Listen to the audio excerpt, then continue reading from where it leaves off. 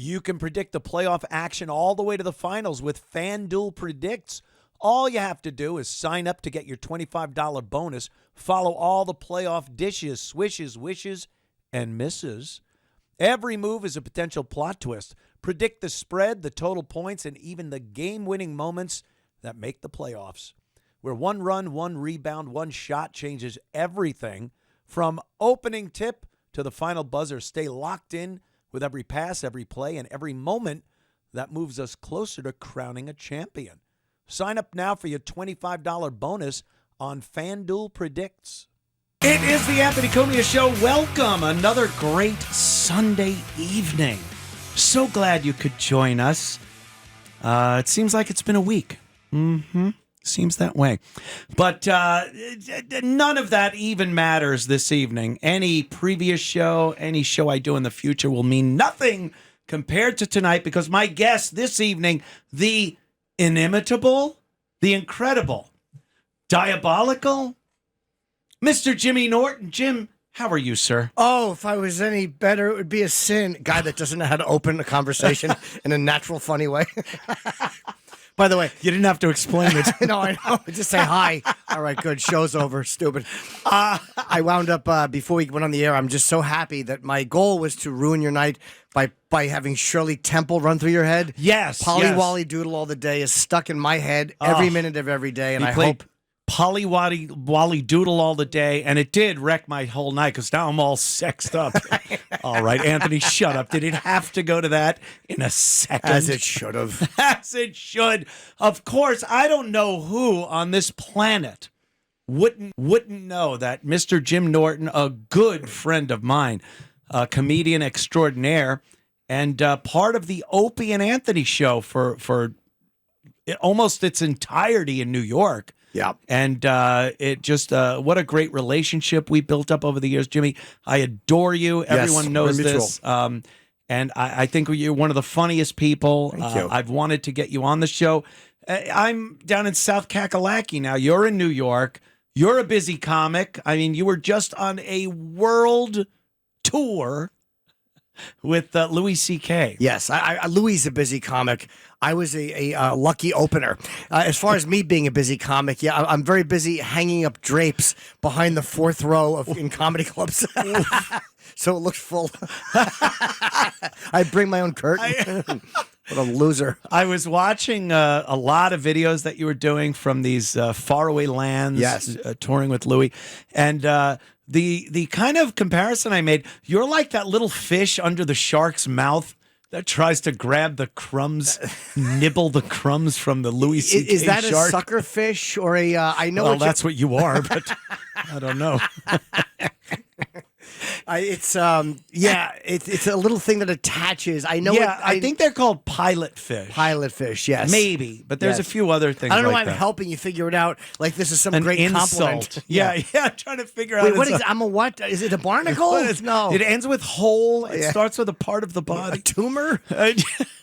No, it looked amazing. It was great. It looked. I would.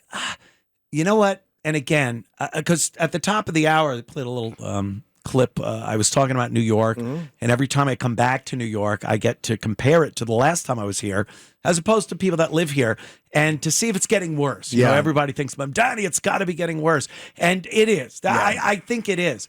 But going overseas, I couldn't imagine that. I come here, I was just in Vegas for a little while, and I'm like, right when I get there, I go, I want to go home.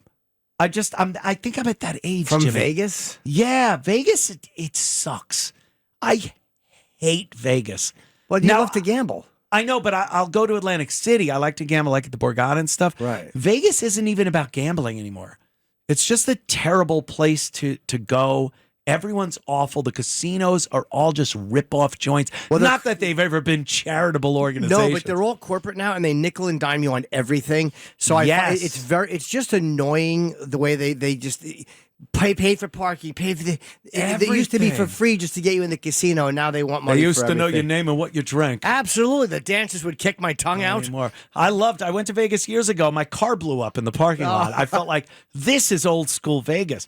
But I don't feel that way anymore. It's they took the gaming tables out. I was at the Plaza Hotel. There were 3 blackjack tables. They were all $50 minimum. And everywhere that used to be a blackjack table, a roulette wheel, craps table is now bing, bing, bing, bing, bing, ding, ding, ding, ding, ding, ding, ding, ding, ding, ding. All these slot machines. They got old people on oxygen, pulling the lever, pushing the buttons. It's not gaming anymore. It's not like you're gambling and enjoying the time with people. Well, when you'd walk through, though, a lot of times I'd be in Vegas, and a lot of those tables were empty. Like, it'd be like 11 o'clock or 12 o'clock, and you'd be like 2 or 3 of them had this. So they probably did the math and said, like, we could fire these dealers and not have to pay them and get rid of these big, empty, stupid tables, and some old bag will throw money into this machine. And at least we're not paying someone to sit here and make us no money. So the machine is it doesn't cost them anything. I would think you would try to figure out a way to attract more people to the tables, because isn't that the atmosphere you would want more so than the old people just... every boomer with their inheritance going down the crapper. When you're walking by and people are screaming and someone's having a good time at the table, it does make you stay and watch. Or when somebody would walk by your table and hear you're screaming, you're like, wow, that guy just lost his Jaguar. That guy just lost his house. It was never fun. Whenever I watched you gamble, it was like, let me just go watch Anthony almost give himself a stroke. Doesn't that tell you that you're a mush? Yes. Because I won. Yes. Just never when you were around. Any woman I've slept with would tell you I'm a mush. My 2 thumbs got really sore from trying to jam things. Oh, I get it. Yeah. Mush. I was a real mush. Maybe it was me, because I told when Dice started going to the Dice didn't like having you around sometimes too. He was very vocal about people he thought were mushes. He asked me to leave the casino. We were in the Venetian, and he was trying to get a contract. He blew maybe 200,000. He had a big duffel bag of cash. Shows. And he was losing, and he goes, "You gotta leave. You bad luck." Oh, so I had to leave the casino. The whole casino made me walk out. He didn't want you going over to the wheel to spin it yourself. No, just, you're making me lose here. Or just get out of my sight. Like I had to just right, leave. the sight line. Yeah, because you do get like that when you're betting, especially betting big. I guess so. Yeah, anything that you feel might be, because you can't attribute it to, well, it's a casino, the odds are in their favor, Always. I'm throwing money away. Why would you attribute it to that when you know that that's terrible? Why am I even here? Yeah. It must be Jim Norton coming up behind me like a vulture. Yeah, blame the little blinking, mushy-bosomed opener. Yes. Standing there with no self-esteem anyway. I've heard those Dice stories. He threw Kenny out many times. Oh, did he? Yeah. The mush. That's what they, we have to think it's luck. We can't think it's math and odds and things like that. So, and then if you start winning, the worst thing that could happen is if you do start winning, because now don't even look at me. Don't come near me the whole trip. What do you do in Vegas? Like, so you'll stay at the hotel. Like, do you gamble half the time? Is it every night? Are they giving you stuff for free there? Well, I don't usually frequent Vegas, so I wasn't getting comped like I do at the Borgata. If I call up my guy at the Borgata right now, I could get a suite and comped at the steakhouses and everything, because they know I'm going to put my time in with my ass in the seat. Yeah. And win or lose. It's what it is, as long as you're gambling. And I don't have that in Vegas because I don't really frequent Vegas that much. But when I was doing well, they were throwing cards at me. All the hosts were throwing cards. Hey, give me a call if you need anything. And then that stack goes down, and you can't find a waitress. Of course, say, he's banging cocktail waitresses 2 at a time.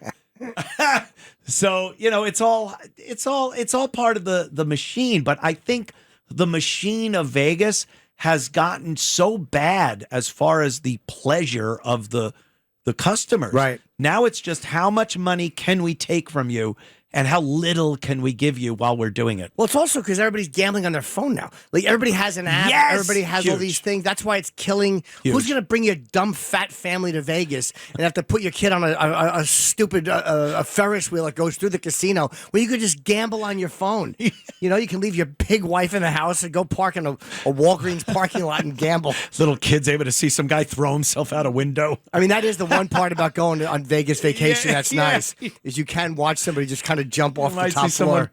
completely lose it. But yeah, I see people with their family in Vegas. I'm like, what are you doing? I understand Vegas has gotten to the point where it's like, yeah, you drop the kids off at the pirate ship, like in casino. And, but even if they do have entertainment for kids, it's nothing that would compare to Disney or things that kids really want to do. It's such a selfish thing for parents to do for a vacation.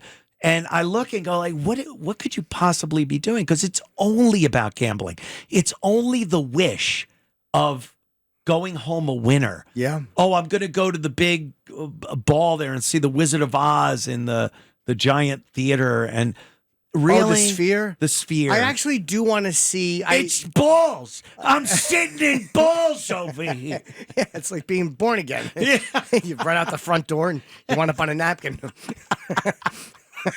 Or your mouth. well, you know, I wouldn't be wasteful, of course. I do. That's my vows.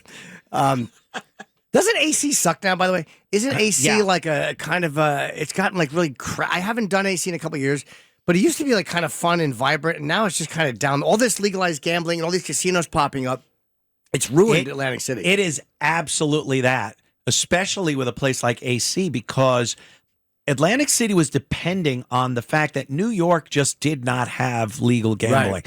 You got what? They had OTB for a while. They got those places like Jake's 58 out on the expressway in Suffolk County where, you know, it's all computer blackjack and it's not table games. And people want a real casino.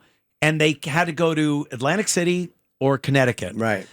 Once online gambling happened and you got these apps to do it, people were just like, why am I driving all the way into the ass end of Jersey to go gamble? And it's hours you can't gamble. When you're in the car, that's hours you cannot be doing it. And you don't have to go to the ATM. You can just literally on your phone get money and put it in your account. It's just so, you know, it's made every addiction is exacerbated by the phone. By the phone, by apps, by science. It's so true. Even drugs, I guess. You could just order drugs on the phone now, right? Yeah, you can. They drop pot off at your house. I'm glad I don't do drugs because I know that I'd be I'm a naughty boy with just looking at things I shouldn't look at. Oh, I asked you so many years ago, like, you stopped drinking at 18. No. And I was like, everyone drinks to excess and to the point where they're so effed up. What made you think you could not mature and maybe be able to enjoy imbibing some alcohol? You just knew you were a problem. I have that personality, man. Like it's like, and if you see me, lack thereof. But if you watch me like on like if I'm on a site and I'm looking at whatever, you know, and I'm ripping off layers of skin, you're like, wow, this guy has an addictive personality. It's time to go to bed, Jim. You can't stop. Oh, Jesus. I just can't stop. Yeah. It's addictive. It's weird because at that age, at such a young age, it's a mature thought to think I can't do this. I this will kill me or I will harm people I love, whatever it is. But it's also the opposite because you're like, I'm 18 and I know I can't. I can't do this anymore, but I made up for it in other areas. Yes. Yeah, believe me. Thank God. It is true that addiction can morph into a different thing. It does. Every fat usually person you know, believe me, there's something going on there. Every fat person you know it's an addiction. They didn't just get fat for no reason. It's like they're covering up something. Yeah. Every bite of a cookie is the wiping out of an uncle's hand from memory. They just see that creepy hairy hand coming in. They're like, "I'll have another cookie, please." I think I'm over for my break, ain't I? No. 20? Yeah, about that. Oh, well. Yeah, it's regular radio, Jim. There are commercial breaks. Gotta pay the bills. Don't you go anywhere. We got your calls. We'll be taking them live. And more of myself and the great Mr. Jim Norton when we return. It's the Anthony Cumia Show. Thanks for tuning in. I got my great friend and great comedian, Mr. Jim Norton, with me in studio today, Jimmy. For this evening, yes. So good. Yeah. So good to have you here. It conjures up great memories of yesteryear. Yeah, it really does. There's a lot of I'll never do anything more fun on radio than what we did. It was a lot of fun, and it was I think back at it. I don't watch a lot of things. People ask you all the time, don't they, if you watch the old shows?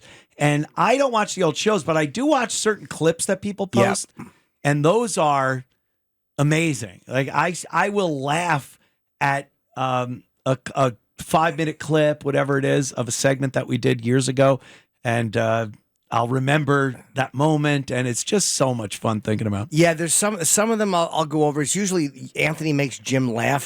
Because that's just you being funny. So I don't have to listen to myself.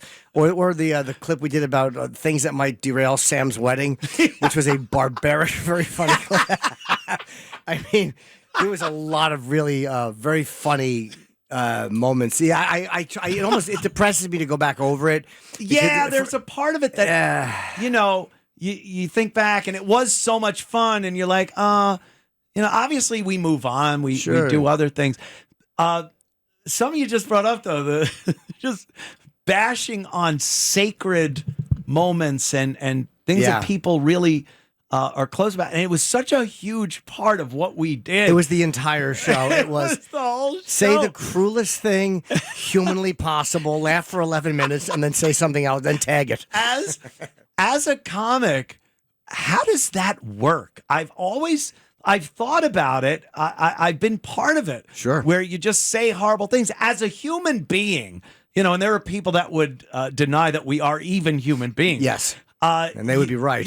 We're garbage. True. You look at it and go like, God, why? Why do I find such horrific stuff funny? And you're not alone, because obviously the audience found it funny too. What is it with people? There's this part of us where we feel that some of the most heinous stuff is absolutely hilarious. I don't know what it is. It's even worse when you're watching it back later and you're under your sheets and you're not laughing. You're like, why am I doing this to this video? It's a beheading. Jim Norton. Oh, sorry. Joining us. I'm putting up a post on that's old man thing. I was just putting it up on those Instagram stories to let people know that we're on, and I just put the volume on full blast as you come on. My stories. It does feel weird when you're not a kid and you're using the internet, and it's business at this point. Business. You're plugging stuff. I almost said you're promoting stuff, and but still. I consider myself pretty tech savvy, so I'm not. There's plenty of things for me to be embarrassed about, but not. Thank you, but not that I can't understand. Right, you're not a technological, just a blithering idiot with technology. I think I just skated beyond that boomer thing. Yeah. I'm more Gen X, I think, than boomer when it comes to tech. Because watching boomers struggle with their phone. I have a jitterbug phone in case my heart gives out. I press the big button and it's interpersonal relationships that you've totally hit the wall. That is where I'm completely devoid of any. Raymond from Setauket, New York. Raymond, how are you, sir? Yes, I'm fine. How are you, sir? Very good. Good. First time caller to your show. Whack, whack. But I got a couple questions for Norton. Yes. Oh, Jimmy Norton. Yes, of course, sir. So the funniest thing I've ever heard you ever say is you got 2 free seats on the Challenger. I don't remember saying that. I don't remember that. I did not remember that I said that. This was a couple of months ago. A couple months ago? The funniest damn thing I've ever heard about. Well, I could understand how that would be funny with a setup. Yeah, like you go blah blah blah blah blah. 2 free seats on the Challenger. Where did I say it, sir? Where did you hear me say that? Give us some context. Yeah. What were you doing? Who were you with? This isn't the older. And don't lie, because we'll know. Don't lie, or I'll know. Yes. What is your worst memory from childhood besides telling a story that goes nowhere on the radio? Well, what's my worst? Yeah, it was 1986. Yeah, I got you. Okay. All right. Raymond, thank you so much for the Raymond. call. Yes. Isn't it great when you could just It sure is. Push a button. Remember, 246, Raymond. Yes. Kevin from Long Beach, New York. What's up, Kev? How you doing, Ed? Hey, this is a treat. How you doing, Jimmy? Hello, sir. Great. Of course it's a treat. Yeah, you talking before about the old O&A shows. I am like addicted. I mean, I heard them all back then, but I'm 68 now, so I've forgotten quite a bit. Oh, yes. Hey, tell me about it, right? Exactly. Am I right? Putting your shoes in the refrigerator. I understand. car keys are in your cereal bowl. Honey. His wife's eating cat food. I remember the O&A show. That's great. You're like Gene Hackman and his wife. Your dogs are just in the cage. No one's walking them. She's taking the medication. You're driving for a Starbucks. She's eating mice feces. Go ahead, sir. Sorry. Yes, Mark. Or Godspeed. Kevin. Go Sorry. ahead, Kevin. Yes. That's what I miss is the brutality of the humor you guys used to do back then was just, you never heard anything like it before. I mean, you heard Rickles and stuff, but this was like Rickles on 10, you know? It was just great. And my son used to get into it, so we, go back. Your son is attempting to bring an outside joke into this situation. Your son needs to be corrected. Hey, you're the senile caller. Didn't you leave your keys in the fridge and then give your wife cat food? I'd keep going, but it might be a problem on terrestrial radio. Literally one line away from losing you this gig. Yes, Kevin. Kevin. Back in the. Were you a WNEW guy or a Sirius XM guy? Yes. All of it. All right. All right. Day one. Good now to I hear. listen to him on YouTube, and I go every day. I listen to him every day, and just this is great to hear. But how prescient you guys were politically. Yeah, a lot of people kind of forget. Because it cost me my job. No, we would touch on politics and things like that. Our jobs. And it was sorry. But it was all funny. Like there are clips from when Obama got elected. And I remember that. And then people would think, oh, Anthony just bitching about Obama, which is true. Sure. I did. But it was done in a way that was a funny shock jockey kind of show. It wasn't just bitching. The songs that Drew Boogie made, using some of the phone calls that we'd get and things like that, that differentiated us from a lot of the just political shows that were bitching about it. And people will say, like, well, why aren't you funny? Why don't you do... Just because you're talking politics doesn't mean you can't inject a little humor into it, Jim. I love to talk politics and make little jokes about, of course. The Dems and the Repubs. Oh, forget it. I'll inject a little humor. You know what I say? Libtards. Oh, that's a good one. Oof. I say cuck Is in the mirror. anyone still using libtard? I guess they are. They are. Yeah, online. You'll read somebody you like will put something on Instagram and they'll say libtard. You're like, oh, God, shut up. I replace lib with re. It's a lot more accurate. Anyway, thank you, Kevin. I do appreciate your call. Sure. There are a couple of things I wanted to get to. What did you want to get to? Well, a couple of things. I was talking about New York. I started this top of the show, but then, of course, tangent. Mother is calling for Mother's Day. Sorry. Oh, tell Mom I said. I can't answer it now, but I sent. My mother's dead. And her health won't allow it. I sent my mother a message before, and my dad just texted me and goes, hey, don't forget it's Mother's Day. I'm like, I left a message. Oh, okay. So now Mom is calling. Yeah, all right, all right. But I'll tell her I'm on the radio. Yeah. That's great. What's it like having a mom? Is that awesome?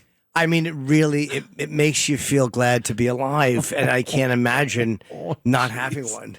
It's wonderful. It gives me a reason to wake up every day. Yeah, I'm like, meh, You're an orphan. Life goes on. You're a little orphan. I'm a little orphan child. Yeah, you are. You're like little orphan. It happens. Little orphan Anthony. I think a lot of people my age, and sometimes it's like, you don't want to see them at an age where they're just falling apart. I don't think, there's a plus and a minus to that. A lot of people's moms, they're healthy, vibrant people. And others, what are you going to, the next 5 years, you got to, and I think that's going to take up your memory of them and maybe negate all those wonderful times you had in your youth. Probably. But I mean, I figure at that point, it's just I'm making up and kind of. Just offer. Doing this. A small caliber weapon. Offer a vacation to hey, you want to take a trip to a little pod in Sweden in the woods? You don't even have to go. I think Canada. Canada will do it. Yeah, they'll do it. Well, This is wonderful. It's air conditioned. Oh, Yes, this it is so now nice. breathe deeply. Yeah, press that red button because there's no going back. You're looking through the will. She does it. That is an insane prospect that we've gotten to that point. Yeah. It's kind of this Soylent Green. Part of that movie, Soylent Green, was the fact that people were able to pick their own day of demise. death And day, yeah. they put them somewhere nice and they showed them great movies and images of their youth. And then they killed him. And we thought that was science fiction. That was something that was never going to happen. And now in certain parts of the world, you could just be like, ow, my knee hurts. Kill me. I mean, I kind of like it. I support it. You do? Sure, because You want to kill yourself every day, though. I know. You just want it available. I would literally on my phone, instead of my dog, I'd have a picture of a pod going soon. No, but it's more like, hey, look, you can do it anyway. You can stab yourself. You can shoot yourself. It's a possibility in real life anyway. Yeah. So why not do it in a way that is out of everybody else's way, that is cleaner, that is more peaceful. There's no mess. Yeah, on the you don't want sidewalk. the mess. You don't have to pretend you're running to catch a Frontier Airlines flight. Oh, we have a severed finger allergy in the coach, so please no severed fingers. Do you think it brings up like religious aspects or moral implications? Because it does seem like if you just kill yourself, there's a stigma on that, and there's religions that say now you can't do this, that.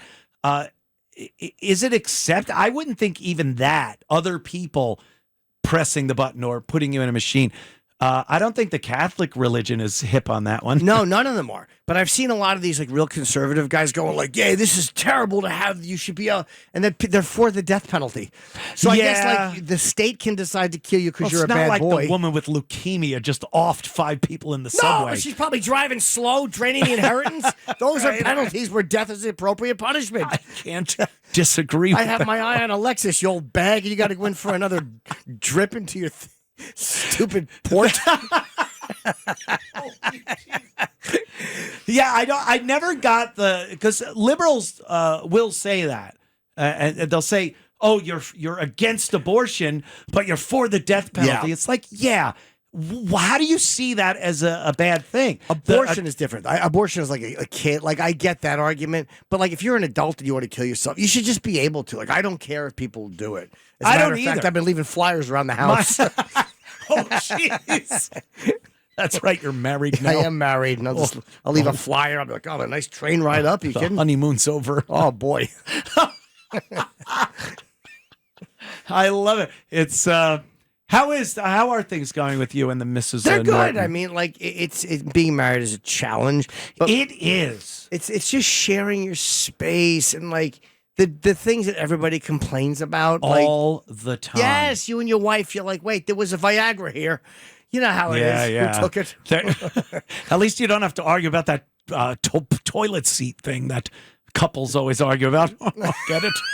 Oh, I tripped over that one, didn't I? I mean, it was a cute effort. That toilet seat thing. I'm not Ed Norton. But then you explained it that couples will occasionally argue. Yes, the toilet paper going over or under. Well, that's a big controversy.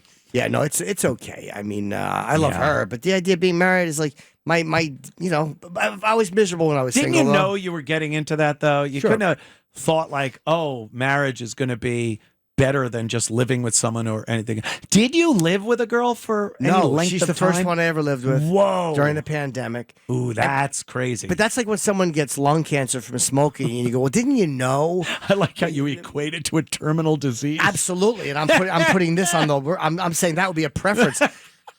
But no, you know what I'm saying. It's like when you're doing something, you don't always realize the other. But it's not that bad. I mean, I'm happy to be married. I don't want to get divorced. I mean, No, but that's what keeps a lot of marriages together is I don't want to get divorced. Yeah. Doesn't mean you're doing great. That's a Like good I point. didn't want to get divorced either. I stayed married for 9 years in a marriage that I knew was done in 1 year. yeah. 1 year after I got married, I'm like, this is an abomination against Jesus. I knew it was just terrible. But then getting the radio gig, that took up all of my That's right. energy and thought and creativity. And I was just like, this is just, I got a little bit of an albatross with me dealing with Background that. noise, yeah. Yeah. And then, 9 years later, I sacrificed $1 million and said, I'm out of this. Yeah. But I didn't really know what I was getting myself into. Maybe I did unconsciously. Well, I was a lot older when I got married too. You were in your 20s, I was 30. Right? 30. I was 30. I was in my 50s. Oh, my goodness. Yeah. But, you love your wife. Yes, I do. That's what happens. And what is it about it? Is it the constant companionship? No, because I'm on the road and stuff. And it's not about the hookers that I really want to see but can't. It's not, no, guess who's in town and I can't go. No, It's not about that. It's really about when you're single, you're like, I don't know what's next. There's this really weird delusion you have that there's still light. You don't know where it's going to go. It's called hope. Yes, it that is just called goes hope. away, Jimmy. It does go away. It's like I know how miners feel when the hole closes and everything collapses. I'm like, oh yeah. I know how miners feel too, but the other way. No, it's the same way. The hole collapses and it's over, Johnny. Yeah. But that feeling of there's no light at the end of the tunnel because I've already, now I'm married, so I know who I'm going to be with. Even though she's the one, there's no one else I should be with. It's irrational and it's childish thinking. It's not like anything she's doing. It is immature thinking. Yeah. At some point, you have to. My Uncle Tony told me once. Oh, no. I know. Well, It's going to be an ugly story. Yes. He was rubbing his beard on me. No. Smell this, the pillow. He said, what are you looking to do? Like as far as relationships go. Okay. Because I was a mental patient, just madhouse. I broke up with a girl after 9 years. And every subsequent relationship was pretty much 9 years. Yeah. I'd only had a very limited amount of girls, but they were monogamous, long-term relationships. Yeah. And then after the last one, that was about 2009, somewhere around there. I just went, I'm going just nuts. Yeah. I'm going to be the guy that I wasn't in my youth. That you couldn't be. That I couldn't be. Yeah. And it was great. It was fun, but it was a little nerve-wracking, a little challenging. Sure. I got caught a few times being a bad boy. That's the worst. It's so bad when you just know. How'd you get caught? What's one of the ways you got caught? One of the ways, my rat passport got me. Oh. I was going to the Bahamas with my girlfriend. And I had my passport. We both had our passports. And she was looking at hers and going, oh, I've been here, here, here. She goes, where have you been? And I'm like, oh. So she starts looking through the stamps in my passport and she sees Halifax, Canada during the month and year that we were still together. We had been together. And she knew that Ray Lynn lived up in Canada. But didn't she remember you told her I'm going to Halifax? Wait, you hadn't said you were doing something else, did you? Oh, Jimmy. Oh, I No, understand. I said I'm going up to Halifax. I'm building a schooner. They want me to help build a schooner for them in Halifax. Oh, no. Yeah. Hey, you were at the airport going to the Bahamas? No, we were still at home. But, that caused a big fight. I've had the phone thrown at me so many times because I was in the bathroom. I'm doing and it must have buzzed. A girl picked it up and then just opens the door. I'm trying to have a nice peaceful defecation. Sure. And the phone flies at my head. I'm like, all right. That's why I've removed all notifications years ago. 2:00 in the morning. The vibrate on the wood nightstand. Oh. And her going, who is that? I'm like, it's my friend in L.A. He's cheating. Yeah. He's cheating. He's cheating. Yeah, absolutely. And I told you there was one hooker I used to see, and I had put. She's a hooker. Yeah. But I put for her name because she was texting, and I just went into the bathroom and I put Anthony as her name, and I said I was talking to you. I'm a hooker. Yeah, but she didn't believe it though. Didn't buy it. No, she had seen the girl's name No, already. the fake names are so rookie. Yeah. It doesn't work anymore. Like I had President Trump and it was. Why is he sending you a picture of this? Oh, I don't know. I love it. All right, what is it? 40. Oh, look, we got time. What do we got? A minute? All right, I'll just wait. I'll use the minute in like 30 seconds. Is that okay? Oh, wait, but that's 30. That's right. Imagine if we didn't know what to say. He's like, a lot of crazy stuff going on. Just hoping to stretch to a minute. Oh, there have been some shows. Sure. You've had guests where you're like, oh, my God. Let me get my dentist. Is it safe? Yeah. Is it safe? Right after sitting down going, how you doing? You're like 59, 45 left. Yuck. Your eyes are burning holes in the clock. But you want to say to people, have you never talked into a mic before? Yes. How do you not go back and forth? And they seem to be like they're the ones here to promote something. Talk about it. Talk about it. I just discussed that. There was a Seth Rogen. Of course, the Paris Hilton one was a classic example of that was a bad somebody not. She was early in the morning, didn't want to be there. Yeah, give and take, but yeah, maybe we'll talk a little about the Seth Rogen thing because it involves not With only us? Seth. Yeah, not only that though, but the whole weed thing. We'll get into it Okay. back in a moment. It's the Anthony Cumia Show. I'm here live in New York City with the great Mr. Jim Norton. Big Apple. Oh yeah, the Big Apple. I got the hotel I usually stay in. It's by the old Compound Studios near Madison Square Garden, and 3 a.m. last night. You don't even say this morning at that point. Sure. It was last night. On the street, a car was parked, all the doors open, the trunk open with one of those giant speakers, and it was blasting Latin music with a bunch of people dancing and yelling on the sidewalk. And this went on for an hour. And I don't look, I'm up. I'm what they call a night bird. Yeah. And it doesn't matter to me, but I'm assuming 99% of the people in that hotel wanted to sleep at 3 a.m. Yeah. And no one did anything about it. I mean, like, you should have went out. You should have used the argument, the line my grandmother used to use when somebody was being rude. She'd say, "Oh, hooray for me! The hell with you, huh?" That was my grandmother's line when somebody was doing something rude. So Would I get hooray for me out before the knife went into my neck? Probably not. No. Yeah, I didn't think hooray I would. for me! The hell with you. Yeah, it's just selfish. What a great, stupid old saying. My God, she would say that whenever somebody sped by her in the car, which was always because her cobweb. Would she say that when you finished first? Not only would I finish first, but when she felt me kicking her off the bed. Hooray for you. Hooray. Before she'd said hooray for me, and then she'd just feel the thud of my foot right in her hip. I hear the hell with you as she went over the end. I just can't imagine, because you think about, there's supposed to be some law and order, I guess. Yeah. I don't know. And you just got to deal with it. You got to deal with it. No one wants to be the crotchety old guy shaking his fist.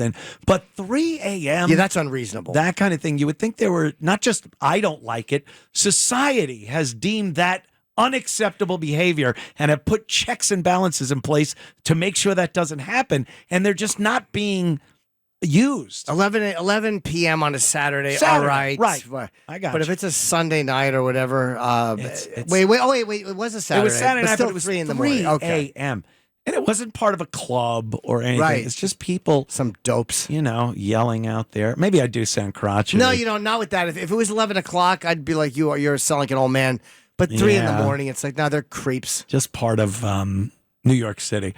You live here. I bailed out. I'm way up high, though, so I don't hear much street noise. Yeah. What is your take, though, on have you noticed anything as a resident of New York City since Mamdani got in that is affecting you in any way? Not really, not yet. Yeah. We'll see how in taxes what it looks like. Right. But I'm making less than I made 2 years ago too, so that's why I won't pay as much.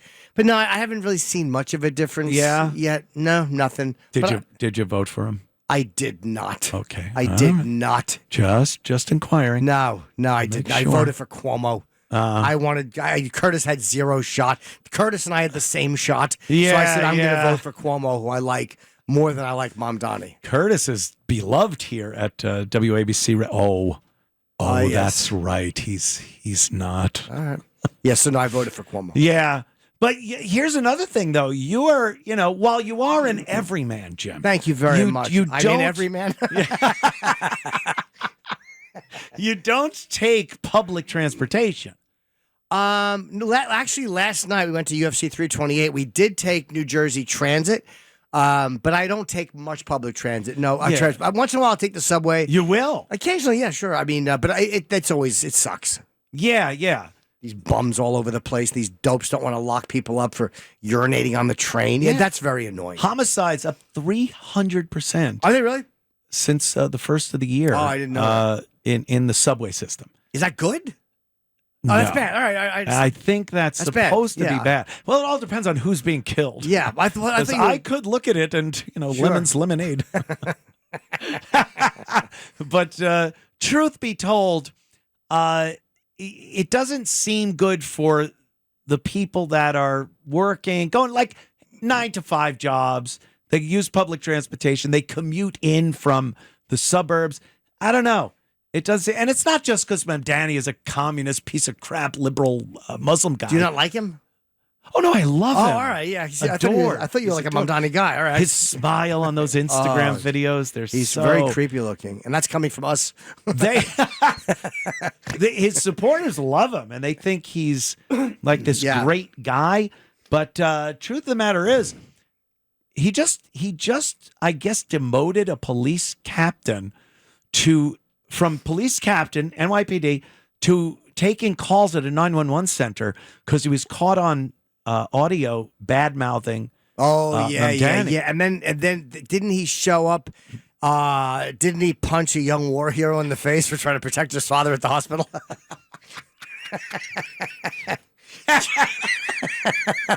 I love the references. They just exactly. If you're under 60, you have no idea what I'm talking about. They never end, these ancient references. Any woman who gets my references, I don't want to sleep with.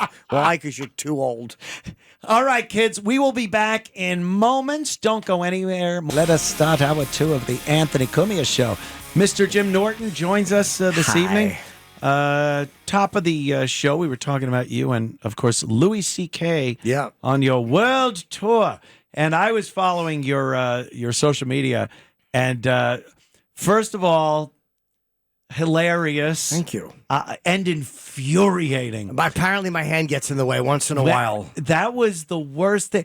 When people take trips and they go to these exotic, faraway, historic places and they take video of it, it's so people could see it. Yeah.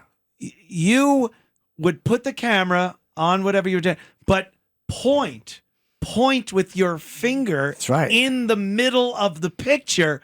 Thus, we could not see the wonderfulness of the history. Yeah, every system has a flaw. Sure, I'm an easy target. It's easy to poke fun. Yeah, I made a bunch that I never even put up yet. Like I just, we started in Romania. Then we did Bulgaria. After Bulgaria was Athens. From Athens to Istanbul. From Istanbul to 3 cities in India. Oh, my God. After India, we did, where was it? Hong Kong. And then... Do you know King Kong was once in Hong Kong? Rumor has it he was playing ping pong, get this, with his ding-dong. I have not heard that. I don't heard that disbelieve ever it. since I was a child. So...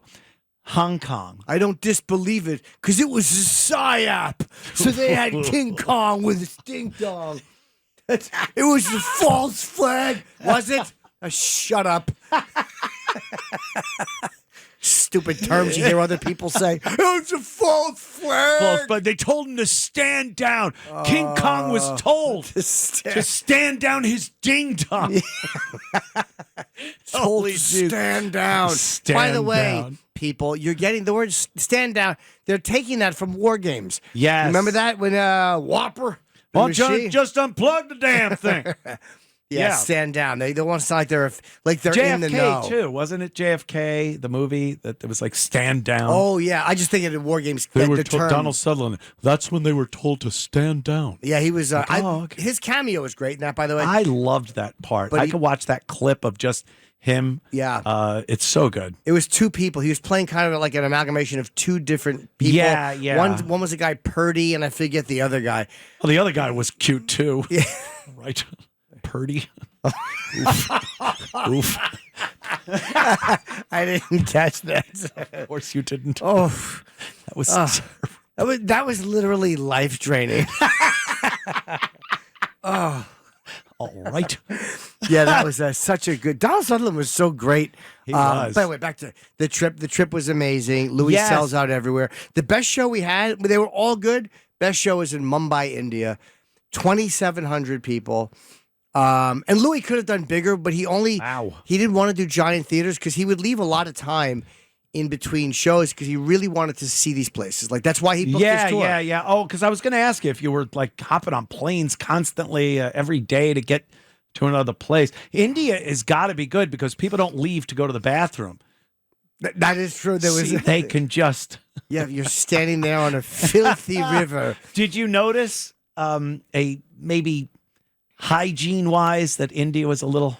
You don't notice it when, like, it doesn't smell, at least where we were, but you go by slums and you see them. But I didn't get any bad odors, but we didn't walk through slums either. Like, we were in Four Seasons in Mumbai, which is it's kind of a very poor area right outside the hotel. And me and Louis went for a walk. And a couple blocks from the hotel, we see a dead cat and a dead dog. Both were completely white. In a big wok with a guy cooking Dude, it. there were people just standing around them talking, and these two, like, dead animals. And we're like, this is bizarre. Nobody's noticing how weird this is. Yeah. And so we kind of went back to the hotel. Yeah, that We're would like, be dealt with immediately in any... Well, people would notice it and kick it out. Yeah. It was a very strange, but they were all Indian. Like, the people, they weren't like expats at the shows. Yeah. They were all, we did Bangalore, India. We did Delhi, India. And amazing crowds. Amazing. China, Hong Kong was great. All Amazing. Chinese. I once heard. What? Anyway. Oh, about King Kong? Was this a King Kong thing? Oh, that's right. Hong Kong. I didn't catch it. Of course. Because everything we know, because of social media, about a place like India, all we see are those street food videos and guys whipping up like what looks literally like garbage Disgusting, and feces in a big thing. That's right. And then some influencer eating it. It's crazy. And hopefully not dying. Did you try, and I know we were just at a very nice restaurant and we got the crab meat cocktail and you brought it up to your nose and smelt it first. Yes. To make sure, I guess, that it wasn't fishy. Fetid. Yes. Fishy. No, I can't imagine. What the hell did you eat in India? I ate a lot. All hotel And what was food. his name? Right. I have to. It's the law. I know. This point. I know, and I have to say Anthony. It was a lot of hotel food.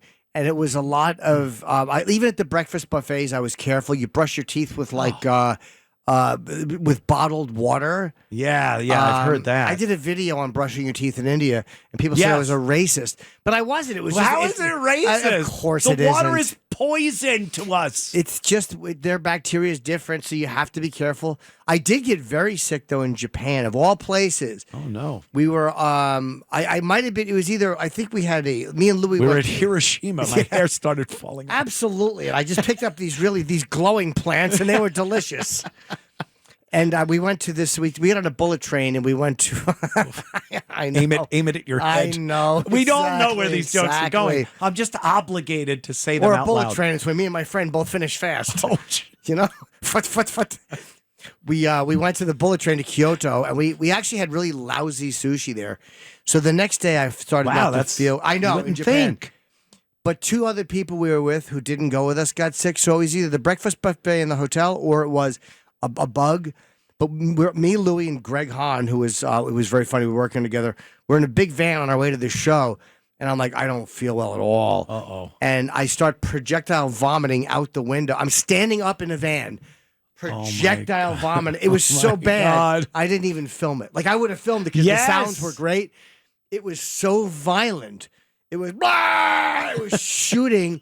And then it was so bad, Louis told the guy, like, take him back to the hotel. Wow. And so I missed the one show in Japan, the first of two shows, because I was so ill. Very dishonorable. I was very Yes, Wow. I went up to the room, and I had a round two, which was worse, because that's all the bile. But that was it. God. It was just those two. I usually am a fingers down the throat guy. Get rid of it. But I couldn't. You call them fingers now? And I'm acting like, it makes me sick. Right? But it doesn't. To the elbow.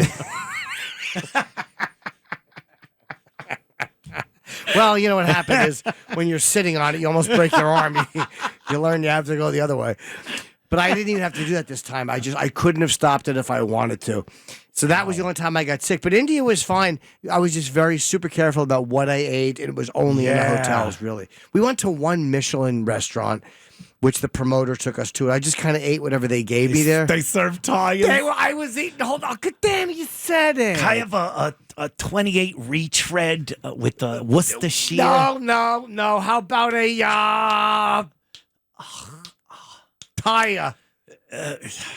Side of white wall or something. Yeah, hold on a second. What do you got, a flat or something? Don't tread on me. Oh, forget about it. You just said it. Valve stem tires go. What's something with tires? Rubber. Did I say flat? Flat. That's good. Let me get a hydroplane for dessert or something. And then I hope most people have no idea why we're doing this. Right. No. I guess the historic listeners of this station probably don't know what, but that's fine. Yeah. They'll hang in there. That must have been something because you must have thought, I'm definitely going to get some type of food In India, poisoning yes, you did. when I go on this trip. Well, you're going to get sick. You got to take malaria pills in India. You got to take them 2 days before you arrive. And it was scary because we went from Istanbul to India. Does it interfere with the prep? Who takes prep? Do you think you're the only one that likes to gamble? Wussies. Exactly. Facing a pillow with 2 dice. Come on, negative. And I just weigh myself for the next 6 months. It looks like I'm fine.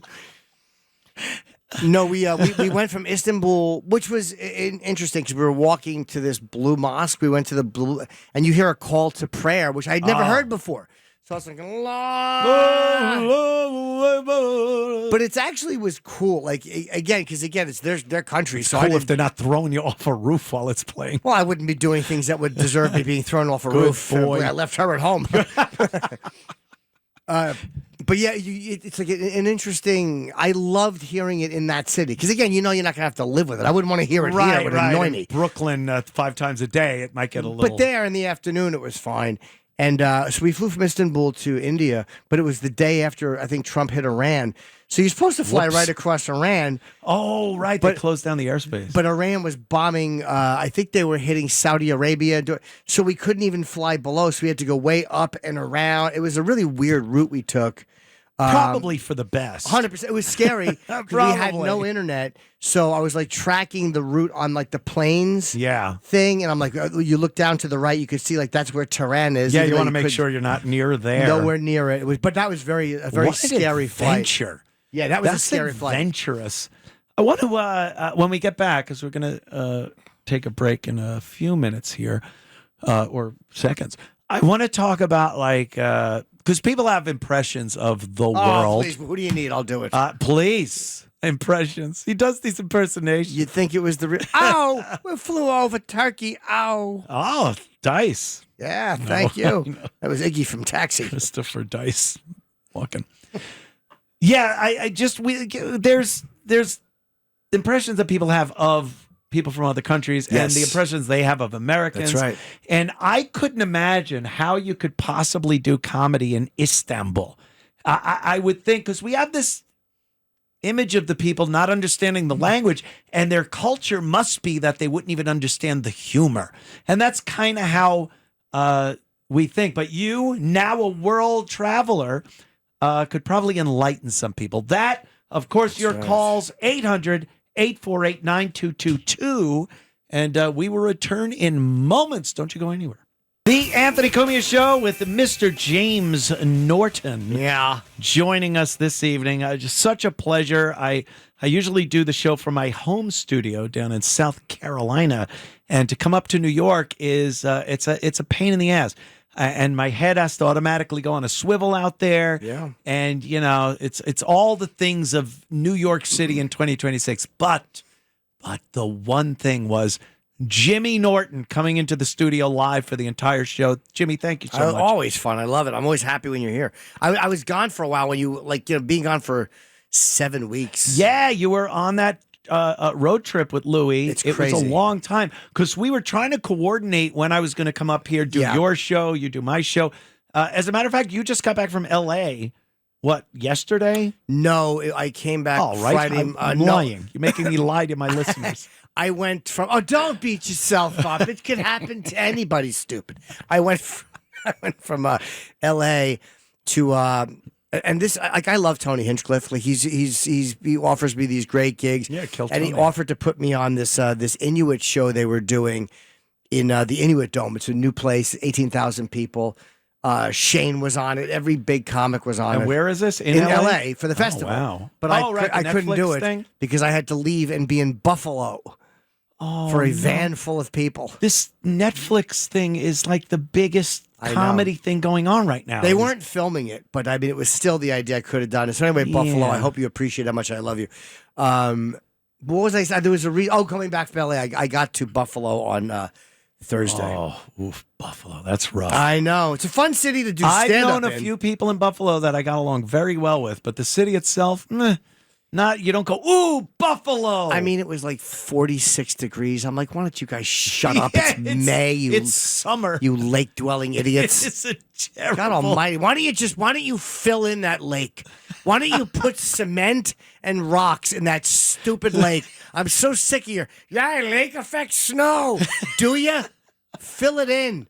Put some dynamite in and blow the water out of it. Some environmentalists might have a problem, who but I don't care cares? about them. I agree wholeheartedly, Jimmy. I want to talk more about your trip, your road trip with Louis. And I was saying, how do the people respond to it? Because as Americans, we're so conceited. We're narcissistic in a way. Sure. We think, America is great, which I believe it is to a point these days. Sure. But you go to another country and you can't imagine. It's like they wouldn't understand our amazing elite humor. You're a bunch of dregs of society. And That was actually my impoverished. opening line. Oh, what? Yeah. Did not endear me to the crowd. I'm like, well, you garbage people here to see a real human, are you? Were they laughing? They laughed and they Yeah. stood up and they applauded. No, I That's wound up. good. Istanbul was interesting. The show was really good.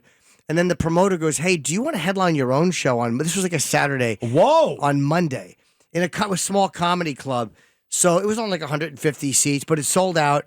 And I wound up doing this hour show in with a couple of local people opening. Do they know you? They did, yeah. Because again, Louis, I've been on Louis' show. Yeah. And with the internet, there's enough. I couldn't have sold out. I mean, Louis sold out like 1,000 seats there, but 150 I could do, and they were great. They got every joke. Once in a while, you talk a little slower. Like Louis said something. We were in, I think, it might have been Thailand, and he goes, "The thing to remember is you talk a little bit slower."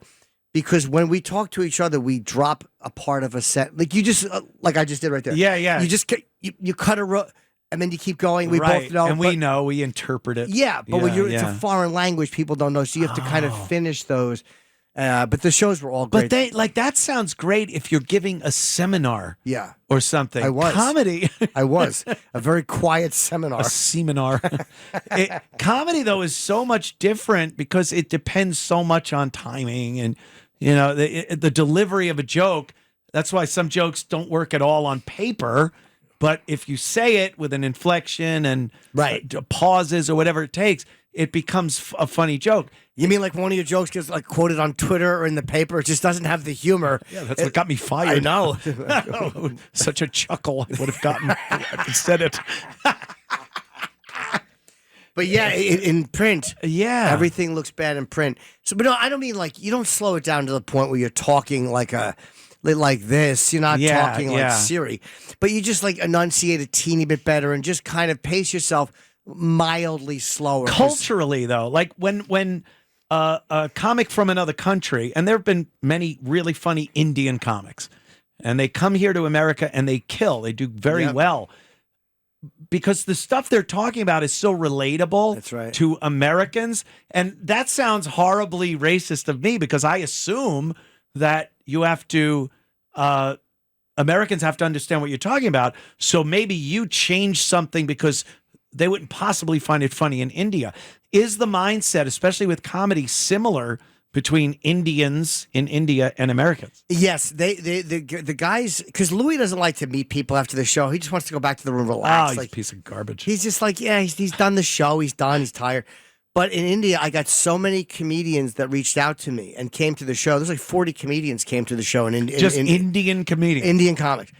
and because Louis had never been there, and they were like, "This is like a festival to us." Him being Wow. here, and a lot of them, I wasn't on the. They didn't know I was going to be there, so a lot of them knew me from his world, from his show. So did they get a refund? They did not, and Anthony, they were happy to see me. They came backstage, and we met a lot of them. And in every Indian city, they have a big comedy scene there. Although I can't imagine people aren't 4 days late for gigs with the Mumbai traffic. Oh, there's yeah. nothing in this country that prepares you for it. Well, I watched your show. Jim Norton Can't Save You. Jim Norton, I may be changing the name of that. To Jim Norton Cannot Save You. cannot. I like the contraction kind of screws it up. Good luck, stupid. I should have called Does it.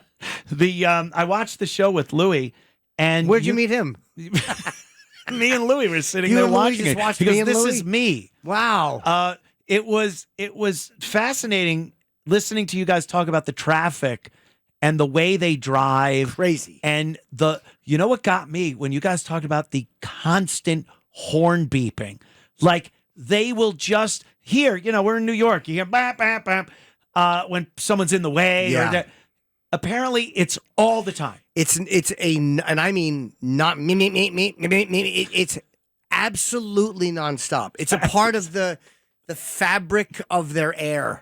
It's non. I couldn't stop even. But it's not. It's weirdly not angering because you don't. No one takes it personally. And you just go. Because here someone beeps it, you're ready to throw down. I'll say something. I'll throw down. I'll say something like the horn blows. I wish there was no more of that noise. I always forget the second part of a funny comment. You're looking to get into a fight with that language. But it's not as angering in India. It's just not. And I guess because everyone's doing it, and it's literally a non-stop thing. What was the, I didn't understand, on the back of a truck, it said, please honk. And I don't know what that means. Why would you invite more honking? A lot of trucks had that, and it was also apparently because they know they're driving slow, so they don't want to merge into, because you will see, and Louis reminded me of this, you will see like a family on a motorcycle with no helmets. Like a dad driving. A dad driving, holding a little kid, and the wife is on the back holding a child, and they're on a motorcycle on the highway. No one's wearing a helmet. It's crazy.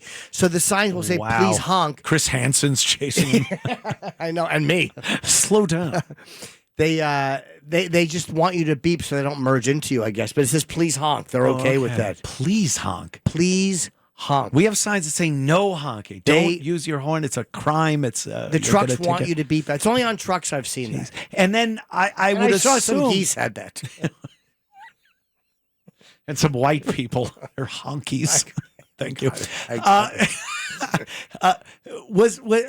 I could only assume like no real street lanes and street signs. They have all of it. They do. Yes. They just don't pay attention. The running joke I kept saying is apparently their street signs are suggestions.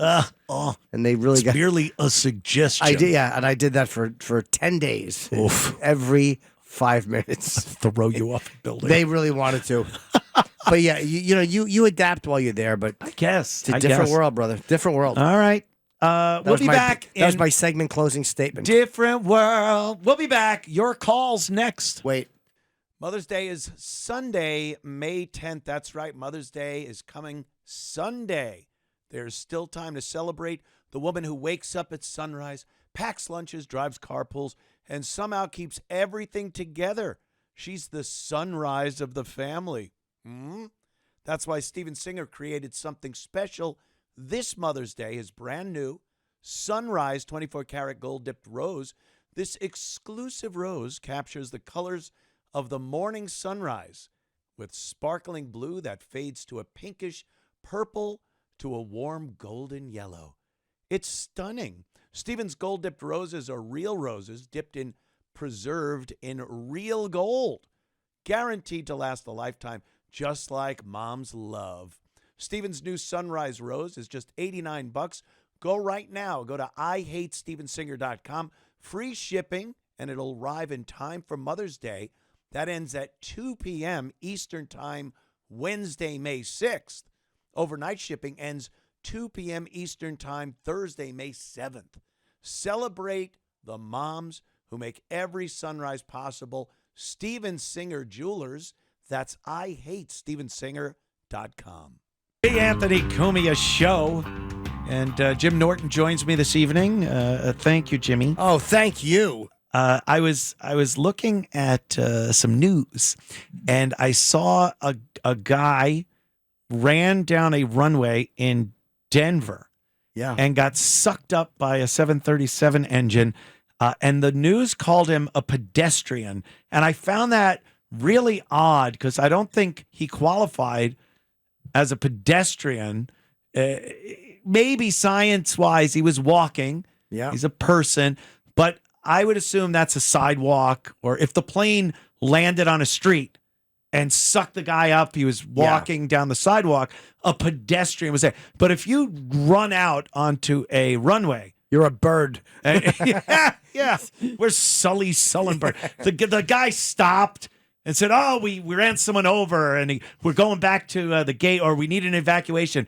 Sully would have kept going. Yes, he would. Gunned the engines, and we're up and flying. Remember the Super Bowl when Sully and the crew took too long of a bow, and then people were just done clapping, and they're still sitting there waving? We're like, you got it. That's embarrassing. What did you do? You crash landed in the Hudson because you didn't know how to. You couldn't cut the mustard with the geese. Couldn't get back to the airport. Exactly. Yeah. Should have been fired. Birds. One of our most amazing inventions ever. Birds can take it down. Birds can take it. A bunch of, and by the way, I have no mercy for them. It's like, if you don't see that coming, dumb geese, you stupid animal. I have no mercy for a bird that doesn't see something 4 million times its size. That'd be like if you and I were standing here and Connecticut was headed towards us, and we didn't think to get out of the way. Couldn't get out of the way. I tried jumping. No, there's that was probably a suicide, by the way. That guy, of course, has to be. Of course, I can't imagine that you get on a runway and dive into an engine. I know, especially during takeoff, that thing was revved up full speed. So you could be on the periphery. You're getting sucked into that. Oh, yeah, maybe he actually didn't mean to get hit. Maybe he was just standing there watching it go. Why would you be on the runway if you didn't? Maybe he was a drunk idiot. Yeah. Maybe he just wanted a video. Or maybe I don't know. I mean, they'll figure it out. You haven't said anything that doesn't classify as me. Drunk idiot. He wanted a video. I've never ran out onto a runway. No, but there's time. I don't like the idea that is able to happen.